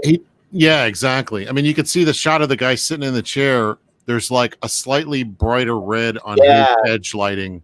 Right here, there's a little bit of that yellow kind of. Even on his back to kind of help separate him from the chair. Right. But it's real subtle. He's being real subtle with this page. Yeah. Okay, let's go. We got plenty to look at, Kelsey. Oh, look at this Danger Girl color guide. Yeah. Like I said, I was very shocked to see Danger Girl color guides because I remember this period of time very, very well. I was sharing an office with Jeff. It was just he and I and Andy Hartnell. And I had no idea that there was color guides for this book. I would have thought literally that the colorists that were hired to do it colored it right on the computer. I had no clue. This is where I really started cluing into some of the stuff Chido was doing. Like, see the butt shot in the, I guess, third panel? Yeah. See how her skin tone in the shadow goes to that purplish color? Yeah, I do. That's like if you're in a room with like a TV on, the ambient light will turn your skin tone to that color. And then he has the edge light with her natural skin tone, which is where the warmer light is hitting. And that color still eludes me. That shadow, purplish color. Like I'm seeing like 3 magic colors in here. I see like a light beige. I'm getting a little bit of like almost like a greenish color. I mean, you can see. I think that's where the warm color and the cool color are mixing together, making that green. Yeah, it looks like he used like a color like this. There's a color like this. Yeah. There's a peach color. And those are creating, let me see. Yeah. And a little bit of that. These look like the colors that are right in here. And I mean, I knew a colorist once that always complained about how Photoshop handled color mixing. And like, it's what Chido's doing is mixing a bunch of colors together to make something. And Photoshop doesn't understand how colors mix together to make another color. So you have to kind of just approximate. You know what else Joe is doing here too is, in my opinion, is this purple towel. This is this light is hitting the towel and lighting it up, but the reflective light is this is coming onto this. He's not making it that purple, but I think that's you've got bounce light hitting that. Yeah. I love that cool. I used to have discussions with Stelfreeze all the time about comic coloring and stuff. Yeah. And he had this idea one time that he wanted to obliterate skin tone, meaning that he wanted to use lighting to define the color of skin. So no matter what they are, you know, if black, white, whatever, if they're in green lighting, it affects skin in this way. If they're in purple lighting, it affects it in that way. So he didn't want to have just normal skin tone. Right. And I always thought that was an interesting way to look at it. These days, I like kind of seeing the way it looks. Like this is the color it is, and then you can kind of tell that it's being tinted by a certain light. Yeah. So it's interesting because I just got colors for issue 2 of Crystal Planet back. And the colorist that I'm working with, he's got beautiful, beautiful color choices. And the pages in terms of his color choices are gorgeous. But he draws all over my faces with cuts and like draws like anatomy on the faces. Yeah. And I keep sending him Campbell examples, and I'm like smoother, more like this. But yeah, he's determined to go in and just be like, like everything is like a highlight, and there's you shouldn't model. That's what he's doing. He's modeling all over the faces, and it's making them really kind of scary looking, to be honest. Always take your cue from the artist. Like when you model too much, like you look at this and you're like, see that one with the towel where she's the full body shot where she's got the towel, and you see there's a little bit of shadow where the towel covers the body. Like go down a little bit. Oh yeah, sure. You see how there's a little bit of modeling there to show the depth of her hip as compared to where the towel is. So he keeps it subtle. It's very, very subtle. You let the art do most of the heavy lifting. I need to use those words. More subtle modeling, please. Yeah. It's like every time I turn in pages, I'm like, please tell them to go more simple on the page. Even in that shot with the butt shot we were talking about earlier, the edge lighting is soft. It's not like a hard edge light, he real subtle. Yeah. This is interesting too, because like he's the way he's doing the metal on grunge here. Okay, here, let me because like it looks like on grunge's right side shoulder, it looks like Campbell was adding like glistening highlights, right? But Chido was using that to kind of have where more armor is maybe right, showing. like forming. Yeah. Again, this is like so fast. I love this period of Campbell and Garner together. They just were the team made in heaven, and Garner's gone on to doing some really amazing stuff on his own. And I hate those hands holding the gun, so I'm just gonna put that out there. That's lame. That hand is not holding that gun. Oh, okay. Oh, this one right here. Or no, the other one. That one either. Oh, right. Yeah. No, but it doesn't really matter. It's the spirit of it is what you're. Now I'm scared to send you any of my stuff. No. I know that's all I notice about my own stuff is like that finger is out of place. Oh my gosh. Hands. I tell people, man, it's like you get used to drawing faces and hands because if you think you draw a lot of faces, there's twice as many hands. There's a point where it becomes destructive. So like if I did a hand like this, I would probably see it was wrong. But is it cool? Can I get away with it? Yeah, it's cool enough. All right, move on. Yeah, it's a law of averages. It just depends on how much time. I mean, if you need to do it in a day, those hands are fine. It's great. Yeah, if you have infinite time, then how fast were these guys back then? Were they doing probably about a page every 2 days? Gosh, I would say Jeff was doing maybe 3 pages a week. Oh, okay. Yeah, so that was about average for that time. But that would be like a page every other day, and then maybe taking Sunday off. You know what I mean? Something like that. That was kind of the average back then, though.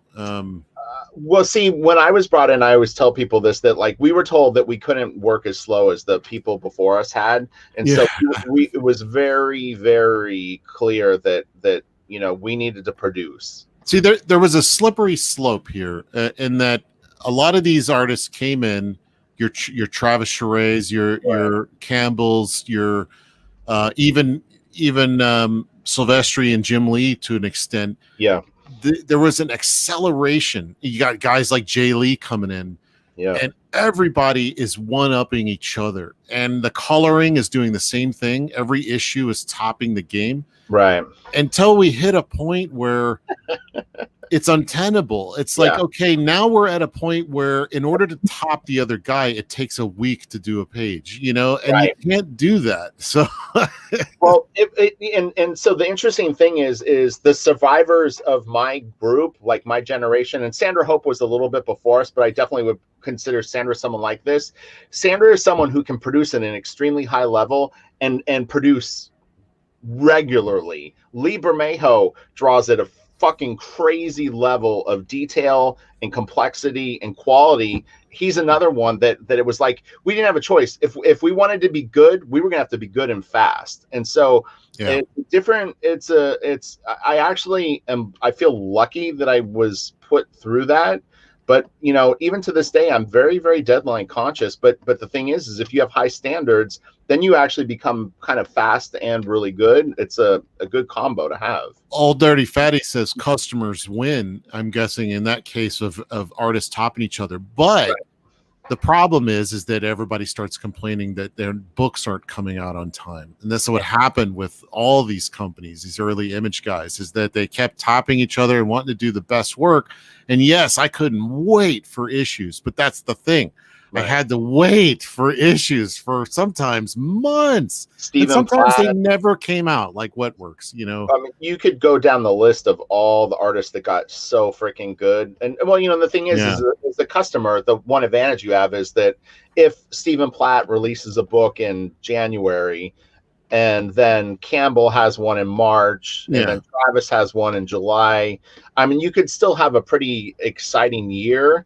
But if you really want to get that Stephen Platt fix, you might wait from January until August. And this is why I always I've grown to like what's considered the workhorse of the industry. People that who's the guy that did Spider-Man for years and years and years? Mark Bagley. Mark Bagley. I used to not give two shits about a Mark Bagley, you know, but now highly respect those guys because it's those artists that keep an industry healthy, so that guys like Travis can be born and do the amazing stuff that, because without those guys keeping the industry alive and healthy and moving along, they don't have the ability. Those guys will go somewhere else. You know, Travis could have done anything else, you know. Like if the industry was like it is now, I doubt Travis would even show up. I don't know the Travis that he's become. You know what I mean? Well, he kind of played the game at DC, meaning the like you're on the treadmill, right? You know? And it definitely improved him. And I remember him telling me one time that like the Flash Annual he felt was like a very important book for him. And he kind of said that he kind of learned to draw comics doing the Flash Annual. But at the same time, I mean, he was kind of working on Dark Stars. So it's like, he did a Hulk short story. Like imagine in an industry where, you know, it's unhealthy and that's all the work you get. And they don't have the money to really indulge. Would he have grown past that, or would he have settled into his monthly style? The moment that he got to WILDSTORM, the first thing he did, the Wildcat Special, I don't know if that was literally the first thing that he did, but the Wildcat Special took him about a year. Yeah. So it's a big difference between going from monthly work at DC or near monthly. But that's the thing. A healthy industry allows that to happen. Sure. No, I agree. Yeah. I mean, there is no taking a month to draw a book, you know, at this point, up until crowdfunding, which is if you can relate to your customers, let them know where you are, and bring them on the journey, and respect that, you know, that they're waiting, having already paid, then it could work because people are like excited for what's happening, you know, and they're getting to see and be a part of the progress. So you could probably do it today. So check this. He's got some really beautiful top lining on this. So he's got the lovely green on her pants here, but you can actually see it creeping in a little bit on the top edges of her boots. I mean, it's not necessarily the green, but man, he's got a really cool like hot light source. These are hard pages to do because it's like, how do you focus attention in a multi-piece thing? And I like how he separated it. Like the top part is predominantly green. And the next part is predominantly like purple. Well, the foreground elements are warmer, and then he cools it down for the sarcophagus, and you can clearly see all the individual pieces. I mean, man, it's so hard not to make this a muddy mess. You know? It's interesting that he chose to give this just a little bit of light on the side of the coffin. I think that's a nice touch. As if it's in the room right there with her. You know, it's being lit by so is that hand. It's being lit by the same lit up book. Apparently there's a book lit. It's cool, right? Really, really neat. It's just interesting. Good choices. I mean, I had no idea that he did these color guides for this. Even this little girl, like looking on the computer, the lighting on her is actually pretty cool. And it's subtle because she's predominantly the green, so she's dropped into the background. Yeah, it's fun. I love that green too. Oh, this one. Oh, this is one of my favorite pieces of all time. I love it's an homage, obviously, to Frazetta, everything from Star Wars to the what do you call it, the American Vacation, what is it, the Griswolds? Yeah. They've done this piece of but I love the cleanliness of where Campbell was going with his art at this time. Yeah. And it allowed Chido to really go to town with the color. Cool. And I love how they dip into shadow. Their legs, it's not overly rendered like you were talking about. It's not overly modeled. Yeah. But you can totally tell where the light is falling into shadow. It's so freaking good, man.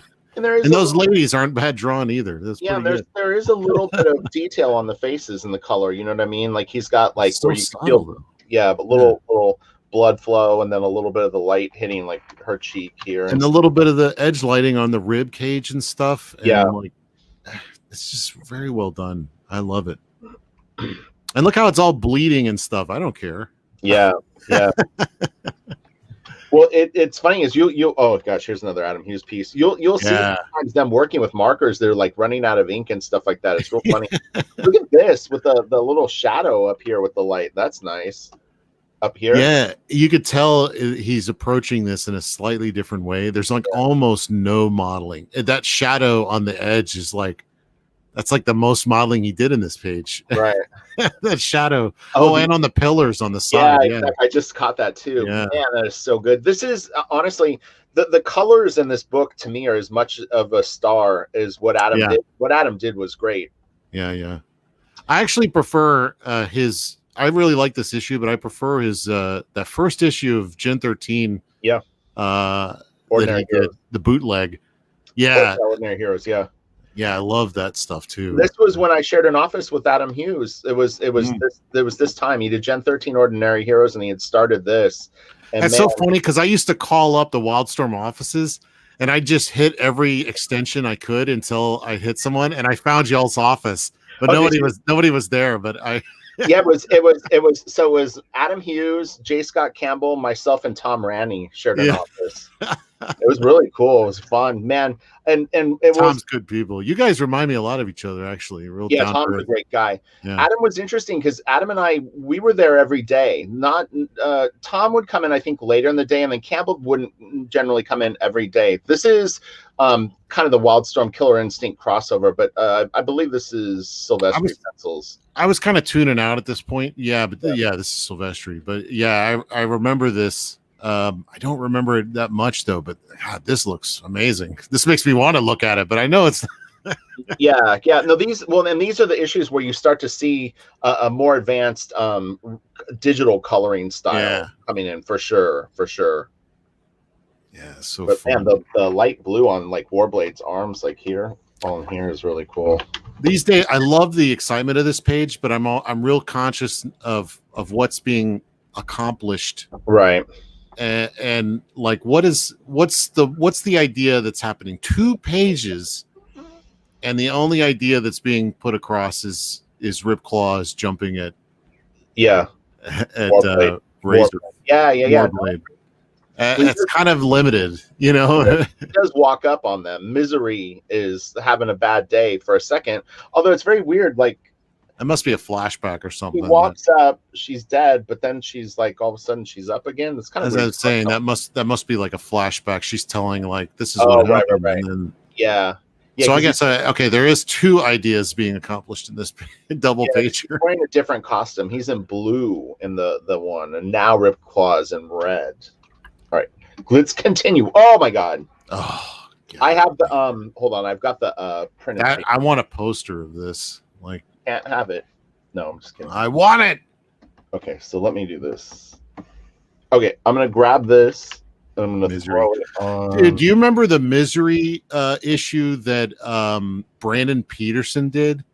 I do. It was great. It's so freaking good, and I can't find it anywhere. It can't find it online. It hasn't been scanned.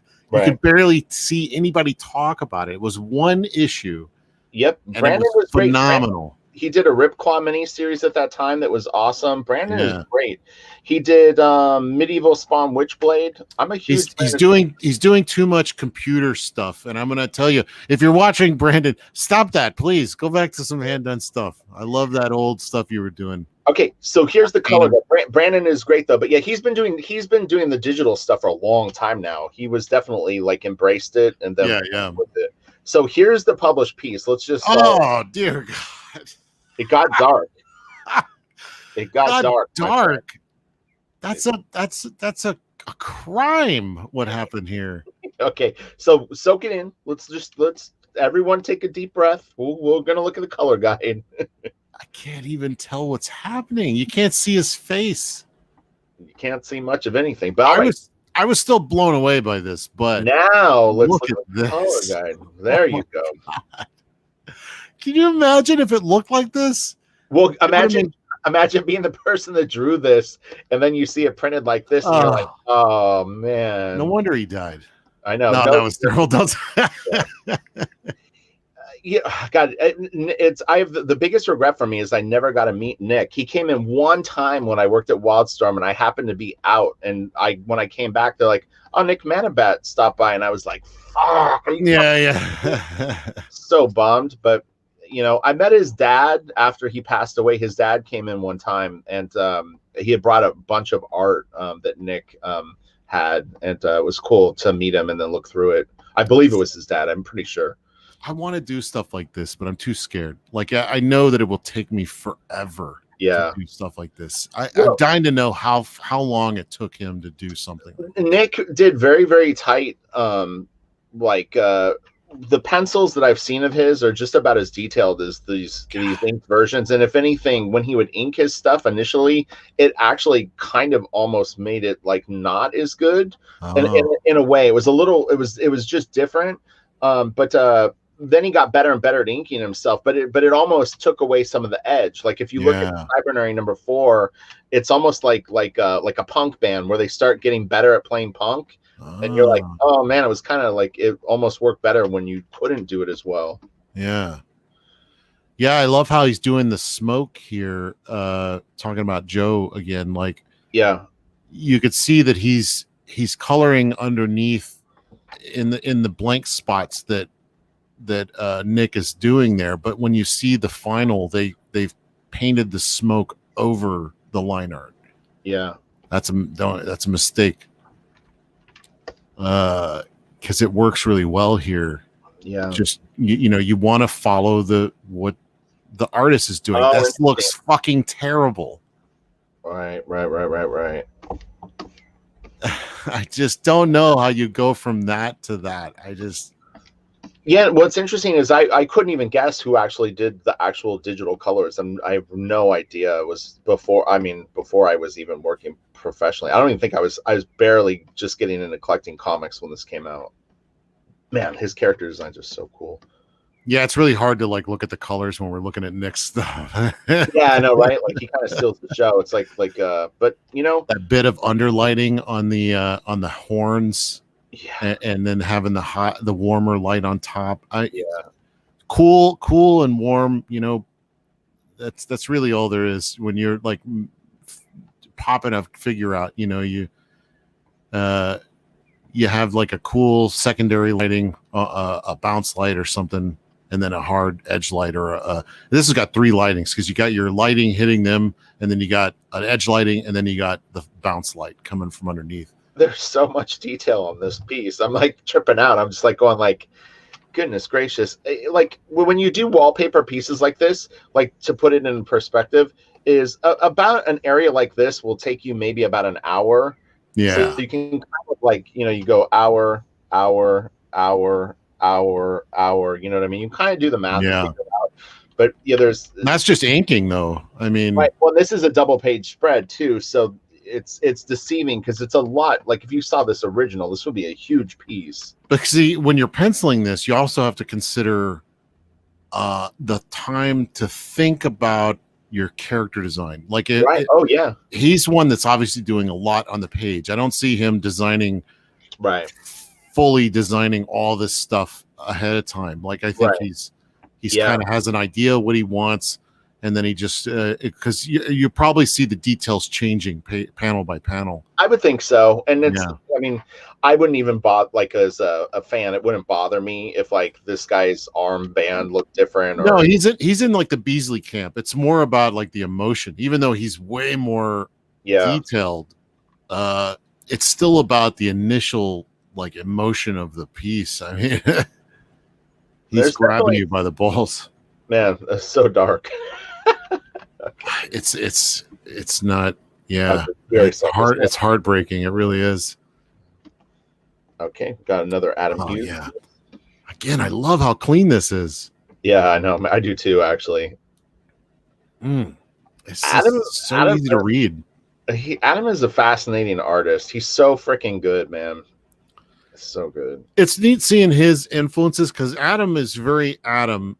But you can see he's got an interest in like Kevin Nolan. He's got an interest in Steve Root. He's got an interest in like Rockwell. Yeah. And, Muka. Yeah. And Stelfreeze. He learned a lot from Stelfreeze. But it's essentially Adam. Like it's one of those great things where you can certain artists you can see them where their influence is very obviously. Yeah. And then there's Oh, did you ever work with Adam like at Gaijin? No, he had moved out. His office was still there, so he'd come in and we'd play hacky sack and stuff. Okay, yeah, he loved hacky sack. That's funny. Yeah, and I'd pick his brain here and there, but he wasn't really one of those guys that you can get deep with in like what he's doing. Yeah. So some people like that. Stelfreeze, you can really get deep with the technique. This is wild. I kind of credit Adam. Adam really was the first person to encourage me to pencil comics. Believe it or not, at WILDSTORM, I was working one day, and he kind of sort of pushed me and was like, you should go for it. So he's a great guy. He's very, very smart. Adam is like, I honestly, he's a really, really brilliant mind. He's an interesting guy. Yeah, for sure. He's very much a fan boy, and I say that in the best way. Yeah. Because he's one of the types that would rather draw Batman than make his own thing. Right. He had a book called No One that he was kind of right. This man, like seeing this like this, I don't even recognize this page from the book. I honestly was. This is the Jay Lee Wildcats trilogy. This is from issue 3. I do not literally recognize this page from the comic. Yeah, I don't either. I should look at the. This is so Bisley from Slain. Hold on, I think I got those issues right here. Okay. Oh shoot. Yeah, this grifter just doesn't ring a bell at all to me.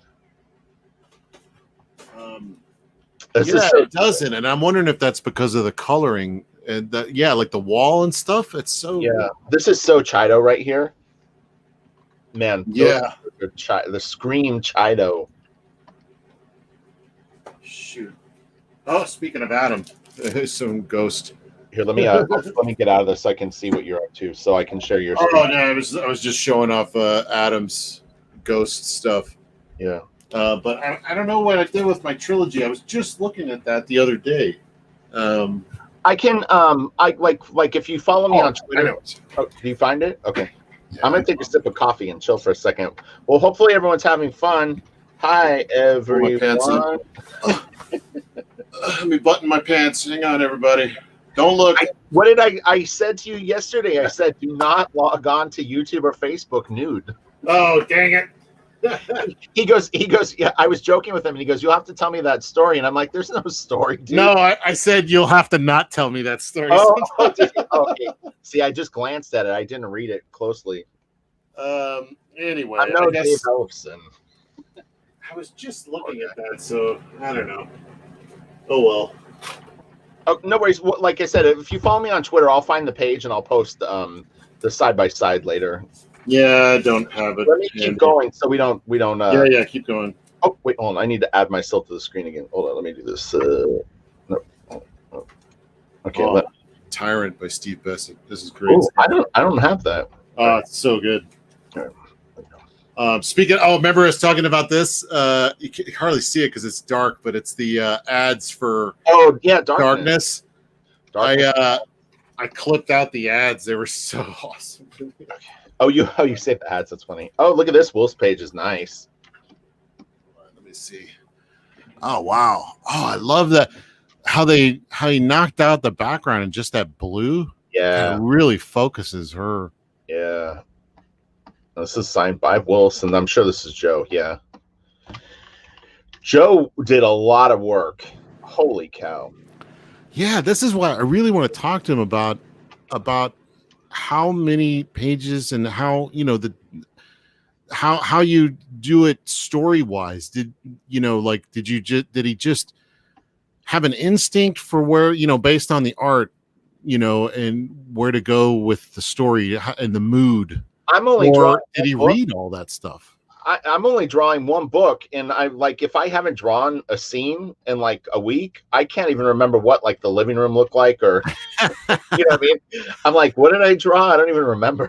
That's so funny because I'm like the opposite. Like when I'm drawing something, like if I'm watching Star Trek, and like in the back of my, you know, I'll look back at that page, and I suddenly like words and stuff will start coming to me, and I'll remember that I was watching Star Trek when I was drawing that piece. Oh, right.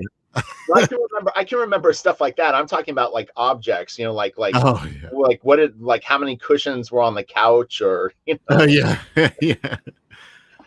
Yeah. This stuff must have been really difficult to draw because the blank background means you got to throw in a solid color or something going on back there. But how do you make that separate and look different in each page? And you see he's alternating the blue and the purple depending on, you know, the camera angle. Yeah, I guess. Well, this actually is the same shot though, and it goes from purple to blue. Yeah, and in fact, I was thinking maybe he was going purple to blue depending on who's doing the strike, but she's doing both strikes in that page, and it's going from purple to blue. So this is, I mean, is a small, like when I zoom out, it's really, really a beautifully colored page, though. I mean, I actually really like the aesthetic of it. I think that's where you just take artistic license because it's more important to keep it separate and have a clean storytelling. And you know that Jay is like a big influence on me for Blaster Kid too. And that's the thing that I'm going to keep encouraging you, is because sometimes you'll think very logical with things, and it's like, no, just honestly do what looks cool, have fun with it, and just get it like sometimes it's like a balancing act where it's like it's just going to teeter, but if it teeters on something cool, you just leave it alone, you know, don't even question it. There's always that comes from years of being abused by the system where like if you look at a lot of my early stuff, I'm known for crazy color, and trying to squeeze that into the mainstream was like next to impossible. So they kind of weeded out any you know, spontaneity I may have done. So now it's like I'm trying to get that back. And it's tough. Dude, I've talked about it. I mean, like inking beat me down in a lot of ways. It was a very, very hard job. This is really cool. It's fun seeing these. So I like this better than, I don't remember the. Is this also the trilogy? Yeah. I don't remember these at all. I gotta find those issues. And again, I can't thank the WILDSTORM universe people for letting me share their files with this. It was very cool having everyone sort of. Yeah, for sure. Thank you. Yeah. It's so good. Is that blood in the water? Is that just straight color, or was there some art there? This right here, it looks to me like there's very, very fine lines of what Jay drew. Probably, you know, like a little bit of this kind of vibe. You know, you can definitely get a sense of something like that there. Little splatters. It's very subtle. He was another artist where I talk about J. Scott Campbell would sometimes go back and forth between thin and thick, depending on, you know, it's like if an issue printed too thin, then they would thicken up their lines for the next issue. This is a good example of, I brought up something in one of my videos recently about color and about how I used to go too dark, and how the Europeans, when they show a dark room, they just use cooler colors. They don't use value. And this is a great example of that, where this room looks like there's no lights on, but you can still clearly see everything. Nothing goes dark. Right. Yeah, it's interesting. And even having the selling how his body goes from shadow to light too helps the illusion. Yeah. Oh my gosh. I would say that this was a super fun Sunday. What do you Oh think? yeah. Super fun. I'm gonna watch. I have to work, but I'm gonna watch this back while I work. God, this is great too. Yeah, These we're coming these, up on 2 hours. So these daily pages literally do not look like pages I've seen before when I look at the color guides. It's the weirdest thing. I've looked at that trilogy 100 times. I don't think I've ever seen it. Do you remember this page? No, I do not. What is going on? Like, I don't know. That's why I'm dying to find them. I'm gonna go dig for them after this and look through. And I'll send you these files. And I apologize. I meant to send you those black and white okay. files. I'll put these in with that. Yeah. And I'll send it to you right after the video. But yeah, it's crazy how the color guides are removing it so far from what the comic books looks like. I can't recognize these. Yeah, All Gold Production says the same thing. He doesn't remember it. Yeah, it's like seeing it new for the first time again. It's very weird. Like, I'm like, did these pages not make the book? Like, what's going on? They are from issue 3. I mean, I definitely have looked at issue 1 and 2 a lot more than 3, but issue 1 starts off so hard, so good, because like he's doing some like meticulous ink work in that first couple. This is fun. It looks like Neil Gaiman. I used to own this, not the color guide, but actually the black and white art for this. I like the cool aqua kind of greenish bluish thing going on. Yeah. It's really cool. Not too dark either. You know what I mean? Keeps the fun. It's like scary, but like kind of fun, scary. You know? Again, the rendering you can still see on the other side of the nose. It falls into shadow, but it's so subtle. This right here. Yeah, it's like we were talking about, keeping it subtle. Oh, sorry, it was my thing, wasn't it? Okay, so we'll move a little tiny bit faster. Oh, this page is awesome. Oh wow,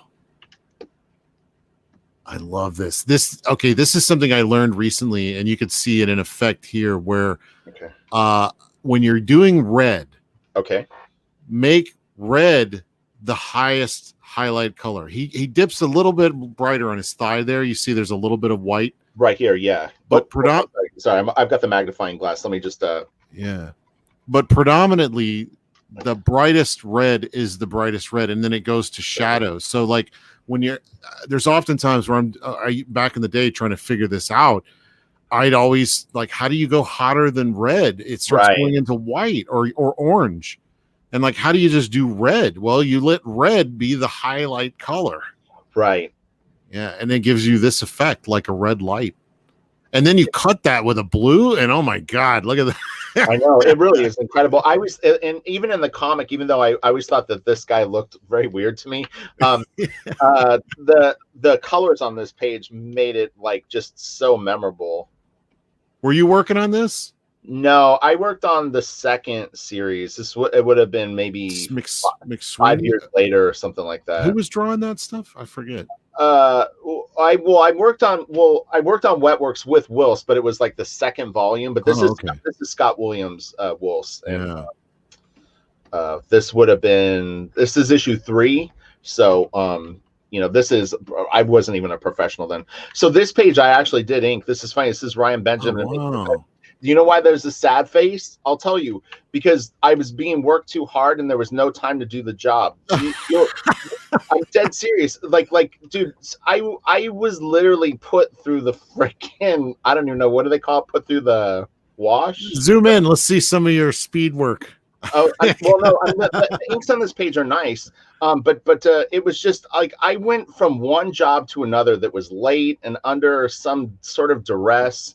And I mean, it just was like, man, am I ever going to get a break? It was really beating me down.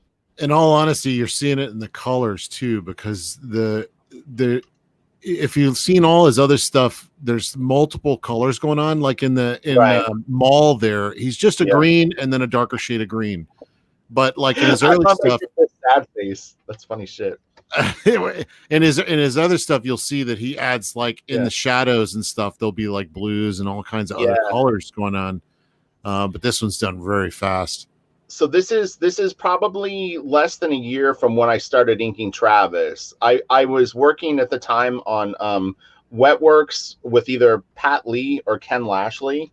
And oh God, this is great. This is Wilson, Scott Williams, and Chido. But oh man, it was the hardest time of my career up to that point. It was brutal. Trial by fire. Fuck, man, I was getting just destroyed. Well, that's actually a common thing. I mean, I don't know about WILDSTORM. That I think are just deadline chasing at that point. But I know that when you're working at like Marvel, your first gig, sometimes they'll give you an impossible deadline. Just see how you'll react, if you'll fail or if you'll rise to the challenge and just finish it. I had 2.5 years of that. Yeah, exactly. You guys were kind of behind the curve a little bit because it just took a little longer. And but I know what comes out on the other end, and that's why I encourage like aspiring artists. I say, look, like just go through the process of getting your ass beat up, because I'm telling you, there's the other side, and the other side is you start doing really good work, and people will like it, and it's so worth the effort. But it's hard when you're going through it. This page is a good example of showing how you can get a sense of lights and darks and stuff without having a lot of glow. Right. It looks like it's glowing, even though there's nothing over the black line art right here. Like I'll go crazy with glows. I'm trying to pull it back a little bit and not have all this glowy airbrush stuff over the blacks. Like I really want the black to do the most of the work, and you could see how that works here.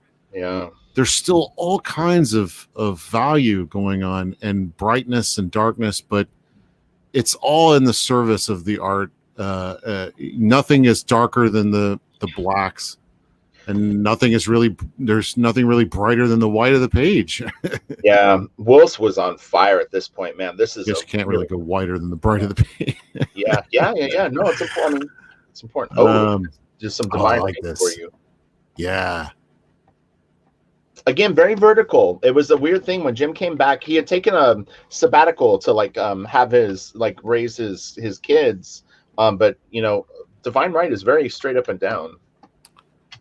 Yeah, I kind of like that. It's a Mignola thing. Art Adams does a lot of that. Right, Art does a lot. I think you know, and it's funny is Jim when he came back was like felt more influenced by J. Scott Campbell. You remember that era where it was like it was like the his eyes changed completely. You know, like the way he does eyes. Like even this has some of Campbell's kind of eyes in it. Yeah. But he does that. He did that with Art Adams back in one of the X-Men issues. Just like you'll open it up and suddenly you're looking at Art Adams and you're like, what? Yeah. It's really fun seeing like a little bit of the colors that they used like on the sides. I always find that kind of fun to see, like just a little like, oh, okay, like look, there's the green, there's the. I'll do that sometimes digitally. Like I'll create a new layer and I'll put a little swatch of color just so I can always go back to it. This is Tom Ranney. This is a Tom Ranney Works cover. Yeah, this is cool. He did a lot, man. He actually did long runs and books. Him and Brett Booth. He was on Stormwatch. Yeah, they were doing long runs on books when everybody else was having trouble keeping up. Yeah. The meat grinder. We were the cannon fodder. Here's a Wolf's Gen 13. Weird. I don't think I've ever seen that before. She has very long legs and very short lower legs. Yeah. Opposite. Or wait, no, I think Jeff does super long down here. But yeah, it's a little too truncated right there. Yeah, I typically do longer or shorter femurs. Right. Longer whatever those are. Yeah. Lower femurs. All right, so let's we'll skip this masterpiece. This is nice though. Yeah, that's so good. I mean, the art is good too.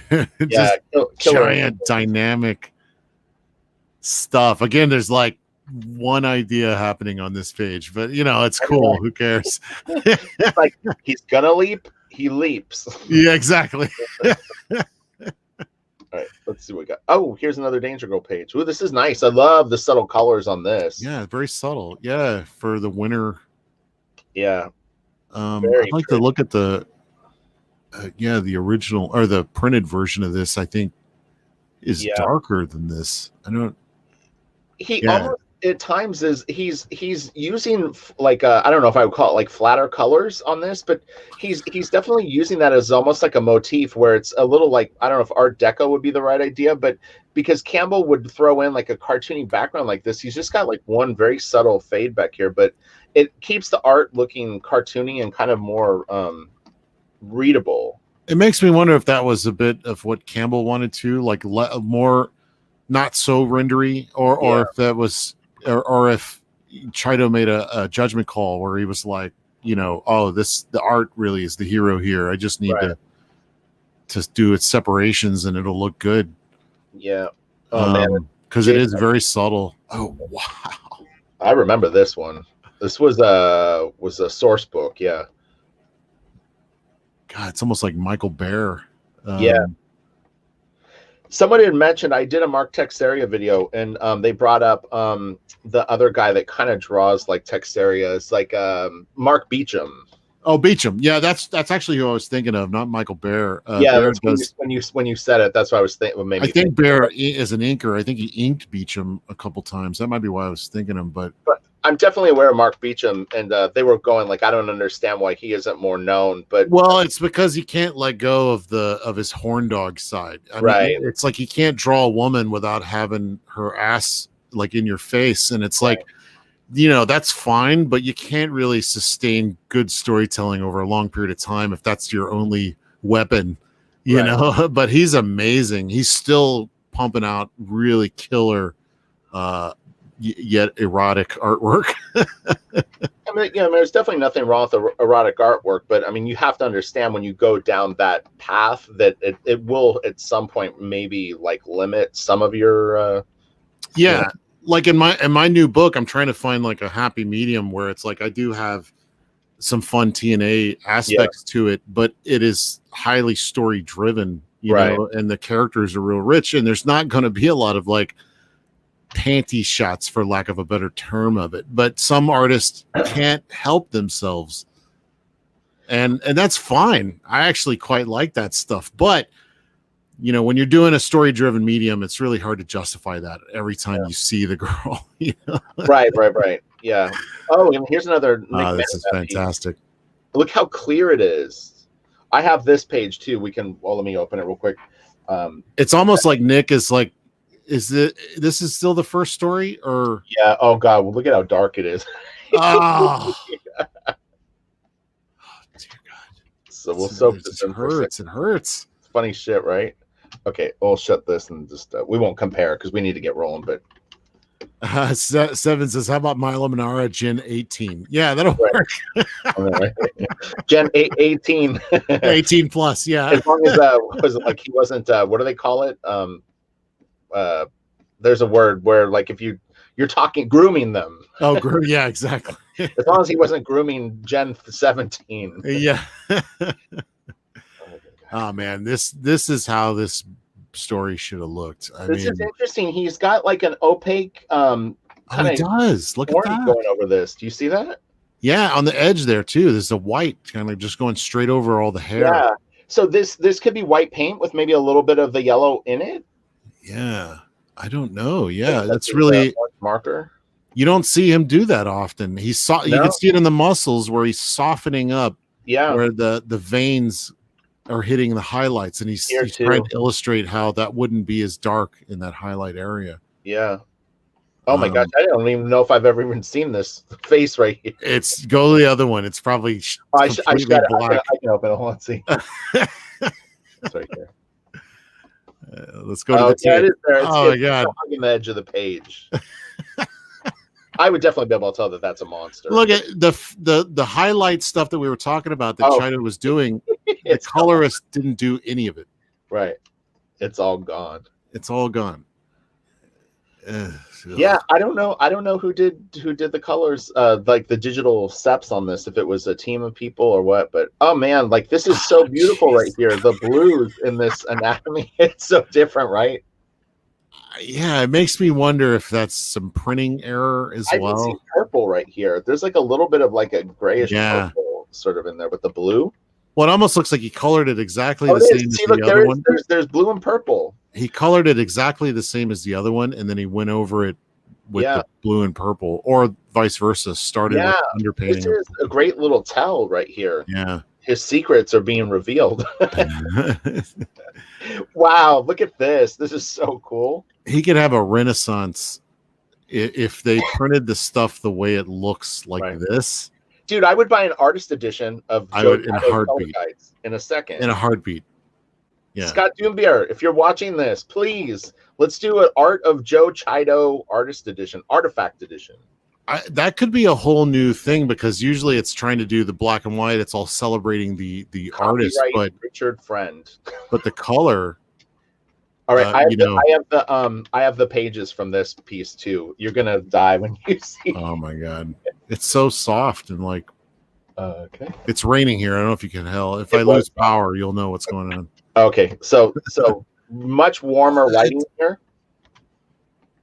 Contrast is so much higher.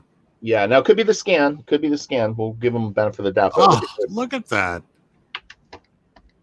It's night and day. Like literally, it's a whole other thing. Yeah, this looks more like a very expensive apartment, you know, with like beautiful kind of, it's nighttime, but the house is lit up like kind of normal. But he's got some really, really cool looking like blue or kind of a turquoise on her. This is a good question from Andrew Taz. I wonder how much of this stuff guys like Liam Sharp were influenced by. I think Liam was somewhat of a contemporary of Manabat, so I'm not sure because Liam was doing stuff for Verotic around this time. He was doing Jaguar God, I think. Okay. Jaguar God was way after Nick, for sure. Though. Oh, okay. So maybe he was influenced by that stuff a little bit. Let me lighten this a little bit for us. Yeah, it still went a lot darker, even if you give it the benefit of the doubt. I mean, the colors are still very nice on this. It's just different, you know. I'll have to check my issues to see if maybe it is the print, the scan. But look how bright that is. Bright and pretty. Yeah. Okay, let's go fast. Oh, a classic. Yeah, I like this stuff. This is my favorite part of Gen 13 was when they did this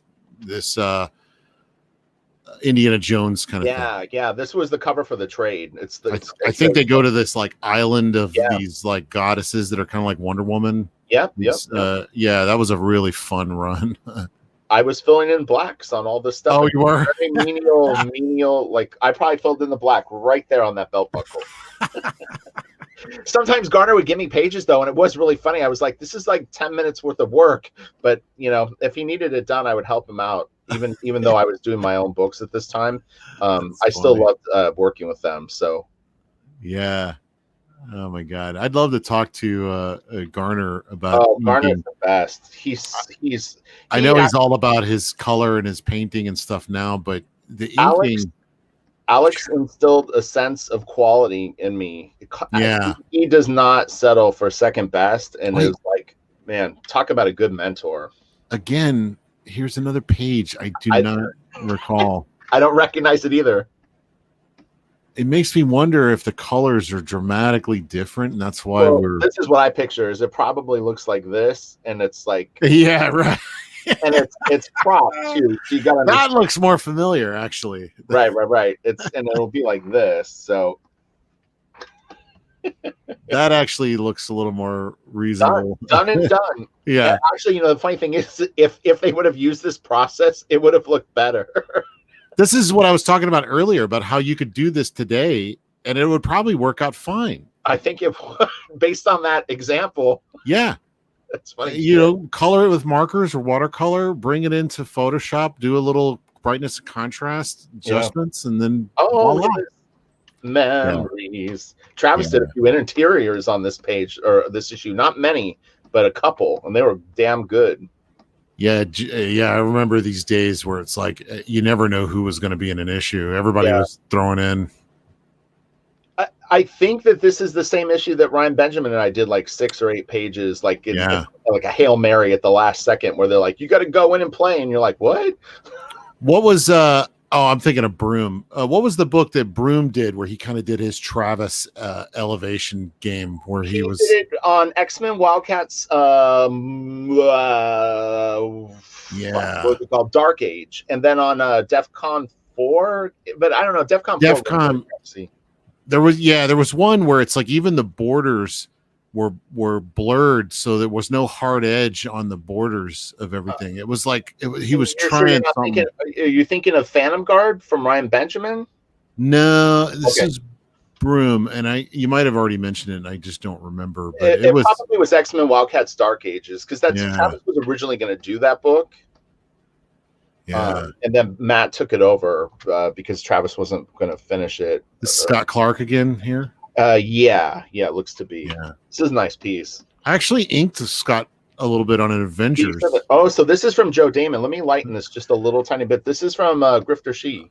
I love Grifter She. If you talk about your favorite time period of Travis, this was mine. This was yours? Yeah, okay. Because of the economy. He was so sparing in his rendering, and he was experimenting with composition here, where there's like big open spaces, negative space. Travis is a genius, and Travis, this is a hard one to find too. Like if you can find this, snag it, because people hang on to their copy of this. I honestly kind of like Travis is so incredibly important in comics, and it's like it pisses me off when people don't give him his due. Well, because I think it's a gigantic oversight. And look how Chido is rendering here. Yeah. He's rendering way more, but in a very particular way. This guy's head. Oops, sorry. He just knows exactly where to hit the light. I think that might be because Travis is so structured, you can almost see the light when you're looking at it. But I love that cool color of the geisha. Of this right here. I know I was just like, man, it's so beautiful. Yeah, Joe, going to that cool. This is Joe Damon's. Joe, you got a nice color guide here. This one is sexy times. Yeah, I would love any of this stuff. The thing is like I wouldn't mind having the art, but in these cases, I almost would rather have the color guide because you get like a complete picture. Yeah, right. So it's a good get. There you go. Oh, so man. This is from the guys that left Marvel started doing Marvel stuff. Oh yeah, that's so funny. I forgot what it was called. A Reborn, Heroes Reborn. Heroes Reborn. Yeah. Yeah. I like that stuff. Yeah. When I was, I was like, oh, fun. Let's see him go back. I didn't really, I didn't really think about oh, this is good. Yeah, I remember. This is he was up in his game. Someone called it Gerber Baby. This is Travis. Gerber Baby. the Gerber Baby face, like this right here, like that. He did have kind of a Gerber Baby face for a minute. Yeah. It was interesting because someone asked me. Probably right there, this face. Look at that. Yeah, someone asked me a few days ago about this. Like, is it bad to have kind of one stock face for girls or one stock face for guys? No. And I mean, the thing is this is how Travis got good at doing other things. But it's like he did a lot of front views. And the faces were pretty similar, his men faces all kind of had sort of a vibe, and the girls did. And then as he got better, you branch out from there. So no, there's no. I typically try to make every character individual just because it's a challenge and it's fun for me to to try that, but there's also a part of me that loves guys like Brett Booth and Jim Lee that have kind of a stock. This is so unusual. I saw this the other day, and this is Chido also. Yeah. You saw it on my video. That's where I saw it. Yeah. Okay. # Rich Rock. The idea that he colored this with just like this gray. I know. It looks like he is like one purple, and that's it on this page. Gray and purple. Yeah, it's really neat. There's another one in here too. We're going to see in a minute. This is so. I remember when I was going to WILDSTORM and they were asking me what I wanted to do. My first thing I said was Deathblow, and they told me no because Jim is upset for some reason about it, and they wouldn't tell me what it was, but he didn't want to touch it for years. Like because of the Frank Miller criticism. Now I heard that recently, and that makes me wonder. It was maybe my YouTube video. Oh, okay. So, I watched more of your videos than I thought. Dude, if I had a nickel for every time someone refers to my YouTube videos and doesn't fucking credit me, you got a lot of good info. I know. Well, that's the thing is, and they don't credit me. I saw some guy the other day. I was like, motherfucker, I know why you're talking about this. Well, that's funny because I remember when I heard that, and I guess it was from your video, I was like, I wonder if that's why he didn't want to touch it for so long. But I think so. Oh, this is so good. You know, to Jim's credit, I mean, if he did in fact ask Frank for permission to kind of play in that playground, and Frank said yes, then Jim never did anything wrong with that. And on top of it, people on that video said, you know, it's not like Frank created that style in like a vacuum. I mean, Ronin is a nod to blah blah blah and blah blah blah. Sin City is a nod to. Well, no, there were artists doing that 100 years before he was doing it. It's called chiaroscuro. I mean, they even have a name for it. Frank did not create that style. Yeah. He popularized it. Yeah, yeah. No, I agree. I maybe because the character looks so much like Marvel. Okay, so I think we're at the end because this is that's not to diminish Frank Miller. I think he's a visionary. One of my favorite artists on the planet. But you know, all right. That was freaking exciting, man. There was so much good stuff there. I think we did good. I'm blown away, and I'm immediately going to go dig for my Wildcats. I'm going to create a WeTransfer file. I'll send you all of those, and then the black and white stuff I was talking about. Just astonishing. I actually stopped looking at the chat, so I'm sorry, chat. I was not paying attention. I was so into like what we were looking at. Yeah. Well, you guys are having fun. Like I said, I've got to work now and finish a page and start another page, but I'm going to have this as background as I'm going to eat lunch and then and then enjoy this again where I can actually watch it.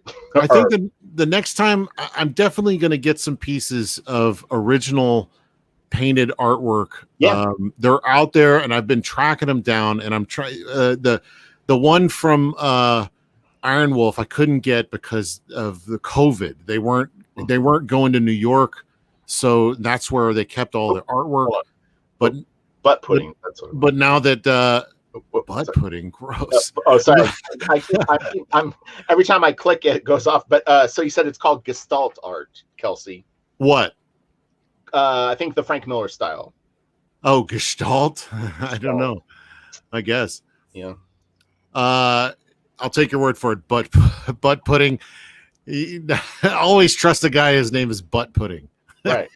So this is. It says, "I would love to see you break down something is killing the children." I actually don't know what that is. Something is killing the children. Sounds good. I feel like I've heard that recently. Is that a new thing? I don't know. Could be. I've been busy working. I said this to Farbin the other day because he was surprised that I hadn't seen that Arthur Adams had done some Danger Girl. He did a story in Danger Girl. Nathan? But you know, like right now, I'm really, really busy working, and it's like sometimes you go into work mode and you might miss a year's worth of comics. Are you talking about Nathan? No, Farbin is a YouTuber or a YouTube. Because there was a Nathan Farburn, and I never could understand how to say his last name. So I was always no. There's someone named Farbin that follows the channel, but he'd asked. He was a little surprised that I hadn't seen a particular thing. Oh, so it's a Boom Studios book. Go check it out. Oh, okay. So Boom Studios. Okay, I will. It's like 16 children's in. So I definitely want to take a look at like some more of like hand done coloring and look at the acetates. And I was asking Mark Chiarello if he wanted to talk about it, but he's not really into like talking about stuff like this on air. But he did it on lots of old stuff, including this Wolverine cable poster that I got. One day I looked at it really closely and I was like, holy cow, this is hand done, you know? Yeah. And the color is so smooth. You can't tell that it was painted until you look at like the very edges of stuff. But hey, I want to share this real quick. If you please, whatever you'd like to we never do this, and it's something we should do more of. Plug. Let's do a we're the worst. Oh yeah, share the piece that you colored. we're the worst. Oh, I should do that too. It's like, we're so bad. I actually was going to share this new book because I'm very excited. It actually shows, though, that we genuinely come on YouTube actually just to share art, and that we literally don't think about ourselves. What do they call that when you're not fans? We're fans. No. But it's like we're. It's we're rich people that give stuff away. We're like philanthropic, yeah. But yeah, share my screen real quick. Yes, here. Yeah, I'm going to share the piece too. Yeah, but share whatever you want. This is the Saints from. It's a new book that we're putting out from Allegiance Arts, and it's got amazing art by this dude Christian Rosado. Holy cow! Look at this cover. I don't know if you've seen this. He's doing the interiors. Yes, and that's what I'm going to show you. We're talking about coloring, and he paints his own stuff. I mean, look how good that is. Dude, that looks like out of like a Witcher. Yeah, and Mike Barron of Nexus fame is doing this too, but his coloring, he's got a lot of technique. Like this is still kind of painty, but not. And then when you see like the interior pages, he's doing like a flat kind of color, but you know, it's just really interesting. And this guy's doing it all himself, and I'm just blown away. And you can get this right now on Indiegogo. Check it out, The Saints. Yeah, it looks good. Mike Barron and Christian Rosado. Keep your eye on Christian Rosado because this guy is too good. I think he's going to go very far. It's always amazing when these people, they like to us, they kind of pop up out of nowhere, and you're like, damn, like what was this person doing before this? And then I want to share this too, our thing, because where is this at? This was 4 months in the making. No, it was because like sometimes I get like a what do you call it? You build things up in your head too much, you know, and you're like, oh, I want to make it look like this. And then you start doing it and you're like, you don't do your due diligence. You don't do your hold on. I'm trying to pull it up. It's like, I couldn't remember where I put it. I put a lot of work into the piece, but it honestly was just a glorified sketch that I just kept going with and, you know, put the detail that you would put on a finished piece. But I think that's kind of threw you, as it wasn't really planned very well in terms of like the full concept colleagues. Yeah, so this is in case you didn't miss it on Twitter. This is a Blaster Kid piece that we just did up. But yeah, he did this a while ago, and then it just took me a while to kind of what do you call it? Relax a little bit and just color the piece, like because I was wanting to do all this stuff, and then I realized that it kind of wants to be what it wants to be. And you're gonna have, like the thing is you're gonna have plenty of time to do any kind of like. There's so many opportunities in the book to have fun with color, because I really love to let you play. You know, this little bit of a lightning. You know, I just added just a little bit of extra, but yeah, this came out really fun. So this Blaster Kid, you're gonna be seeing this real soon too. Yeah, once Rich finishes his 1,000-page epic. No. Well, I mean, the thing is I'll be done. I'll be done with Crystal Planet. I'm finishing issue 2 next week, and I'm going right into 3. I'm going right into 4. I'm going right into 5. I don't care if they want it or not. I'm literally going to work straight through and finish the book. I'll have it done by the 2nd week of September, and then I'm never ever taking another freelance job. Ever. Oh, never! Don't say never. I will literally sell everything that I own before I'll take another job. Like unless I want to. But yeah, I mean, I really appreciate the work. I mean, I'm having a really good time doing it. He's getting a taste of freedom. The story gets better and better. The 3rd, 4th, and 5th issues are really like, it's going to be fun stuff to draw. But it's my time to shine and to go with it. But this is a great experience. So I can't thank them enough. And I would still do pieces for them, but I'm not going to do another book for someone else. Yeah, well, I mean, this is the time to really do your thing, man. It's fun. Well, and like I know for you too, you feel this way, but it's like I have so many stories that I want to tell with Blaster Kid, and so much that I want to give people with it. It's like it was interesting because we were talking about this the other day about like could you do one book for like a long time? Remember we were talking about that? I could definitely spend the next 20 years working in the Blaster Kid universe. That's exciting. And have a lot of fun with it. They don't all have to be based on her, but the universe that you're building, the world that you're building is big enough to tell lots of stories. Oh crap. Yeah. Big enough to tell a lot of stories, the world you're building. Yeah. So it's exciting. And what's funny is I was telling Seven this. He's popping up in the chat right now. The other day I spent all day while I was working is I was watching people that collect video game tchotchkes. You know, they might collect statues of favorite video games or something. And like the Fallout universe really started to appeal to me, where I was like, I would see room tours of people, and they had like they had the gun replicas from Fallout. They had like, oh, in the game you go into this bar and there's a certain beer that they sell or soda, and you know, that's fun. I want that whole world to, you know, like everything that exists in the Blaster Kid world is something special and unique to that, you know. Oh, that's fun. That's going to be exciting. So yeah, that was a little tease of what's to come. Not yet, Robert. Thank you for asking. We had a early sign up page on Indiegogo, but it expired. But that was my fault. What's going to be interesting is that I'm wondering when you're going to start, because I'm going to be putting up my book pretty soon. Yeah. Which will be interesting. But I don't think we'll. Cross streams. Yeah, I don't think we'll like, because I was intentionally going up against Malin. Right. But not any like real hard competition, just because I think that's competition is fun and it helps drive you, you know, and having plus I just love the idea of having all these books for people out there at the same time.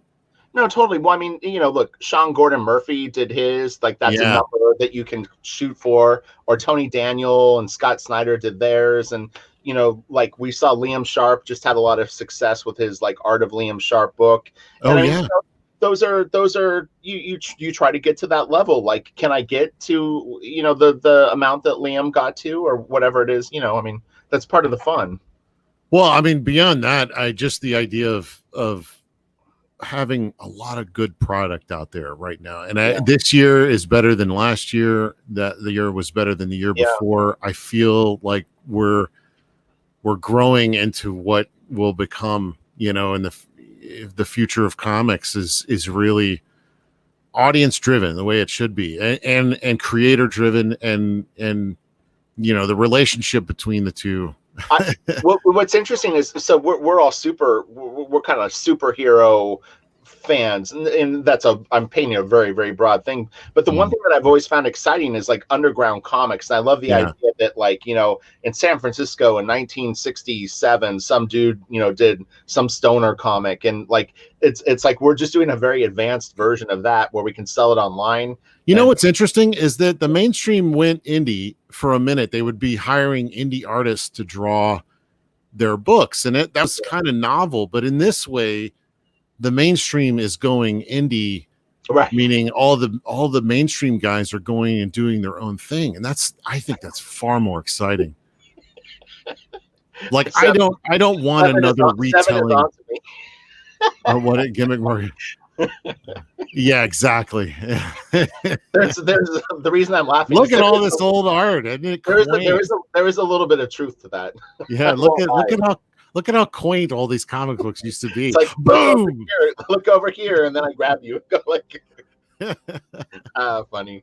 All right. Oh, Freak Brothers. Yeah, my wife picked me up some of the Freak Brothers comics before I was just getting into comics, and she picked me up that and a book called Diabolic. Italian comic. But I picked up Freak Brothers when I was a kid too, because they're awesome. Yeah, it looks like the one character. Yeah, it's good stuff. So all right, we gotta go. I gotta work. Yeah, same here. Well, that was fun. We did 2.5 hours almost. So we killed it. Well, thank you so much for coming on, Kelsey. I really appreciate it as always. Thanks all you guys for showing up. I hope you enjoyed it. I put the links in the description early, so they're actually already there. But you can follow Kelsey on YouTube. I would highly recommend that you do. He's actually been doing like live drawing. I mean, they're recorded, but real time drawing and painting. And doing more stuff on every Monday on my channel. I'm doing a new video, and I'm going to be building up towards the final reveal of the book I'm working on. But I think this next one I'm going to do tomorrow, it will be on having courage as an artist to try things that maybe you find difficult. I love that topic. I constantly and I'm going to do it while inking a piece. Aaron Weisenfeld said that was the most important thing that he had to have early in his career. When we were talking one day, he said confidence was everything for him. Yeah. And you know, it's such an obvious statement, but man, it means a lot. Yep. It means a lot. Have courage. Believe in yourself. The blank Put pen to page, paper. the blank page is an intimidating. What's the worst that can happen? You screw up that page, you grab another piece of paper, and you start over. And look, you do that for like 3 weeks, you will definitely improve. You will absolutely 100,000% improve. So, all right. Well, we love you guys. Thank you so much, everyone, for tuning in. This was super fun. It was super fun. Super fun. Super fun. Super fun. All right. We're going to go. Everyone enjoy the day. Go do great things. Get your markers out. Yeah. I've got to buy me a set now. I know, right? Okay. We're going to log out. All right. Talk to you guys later. Bye. Thank you. Later. All right. Take off that mask.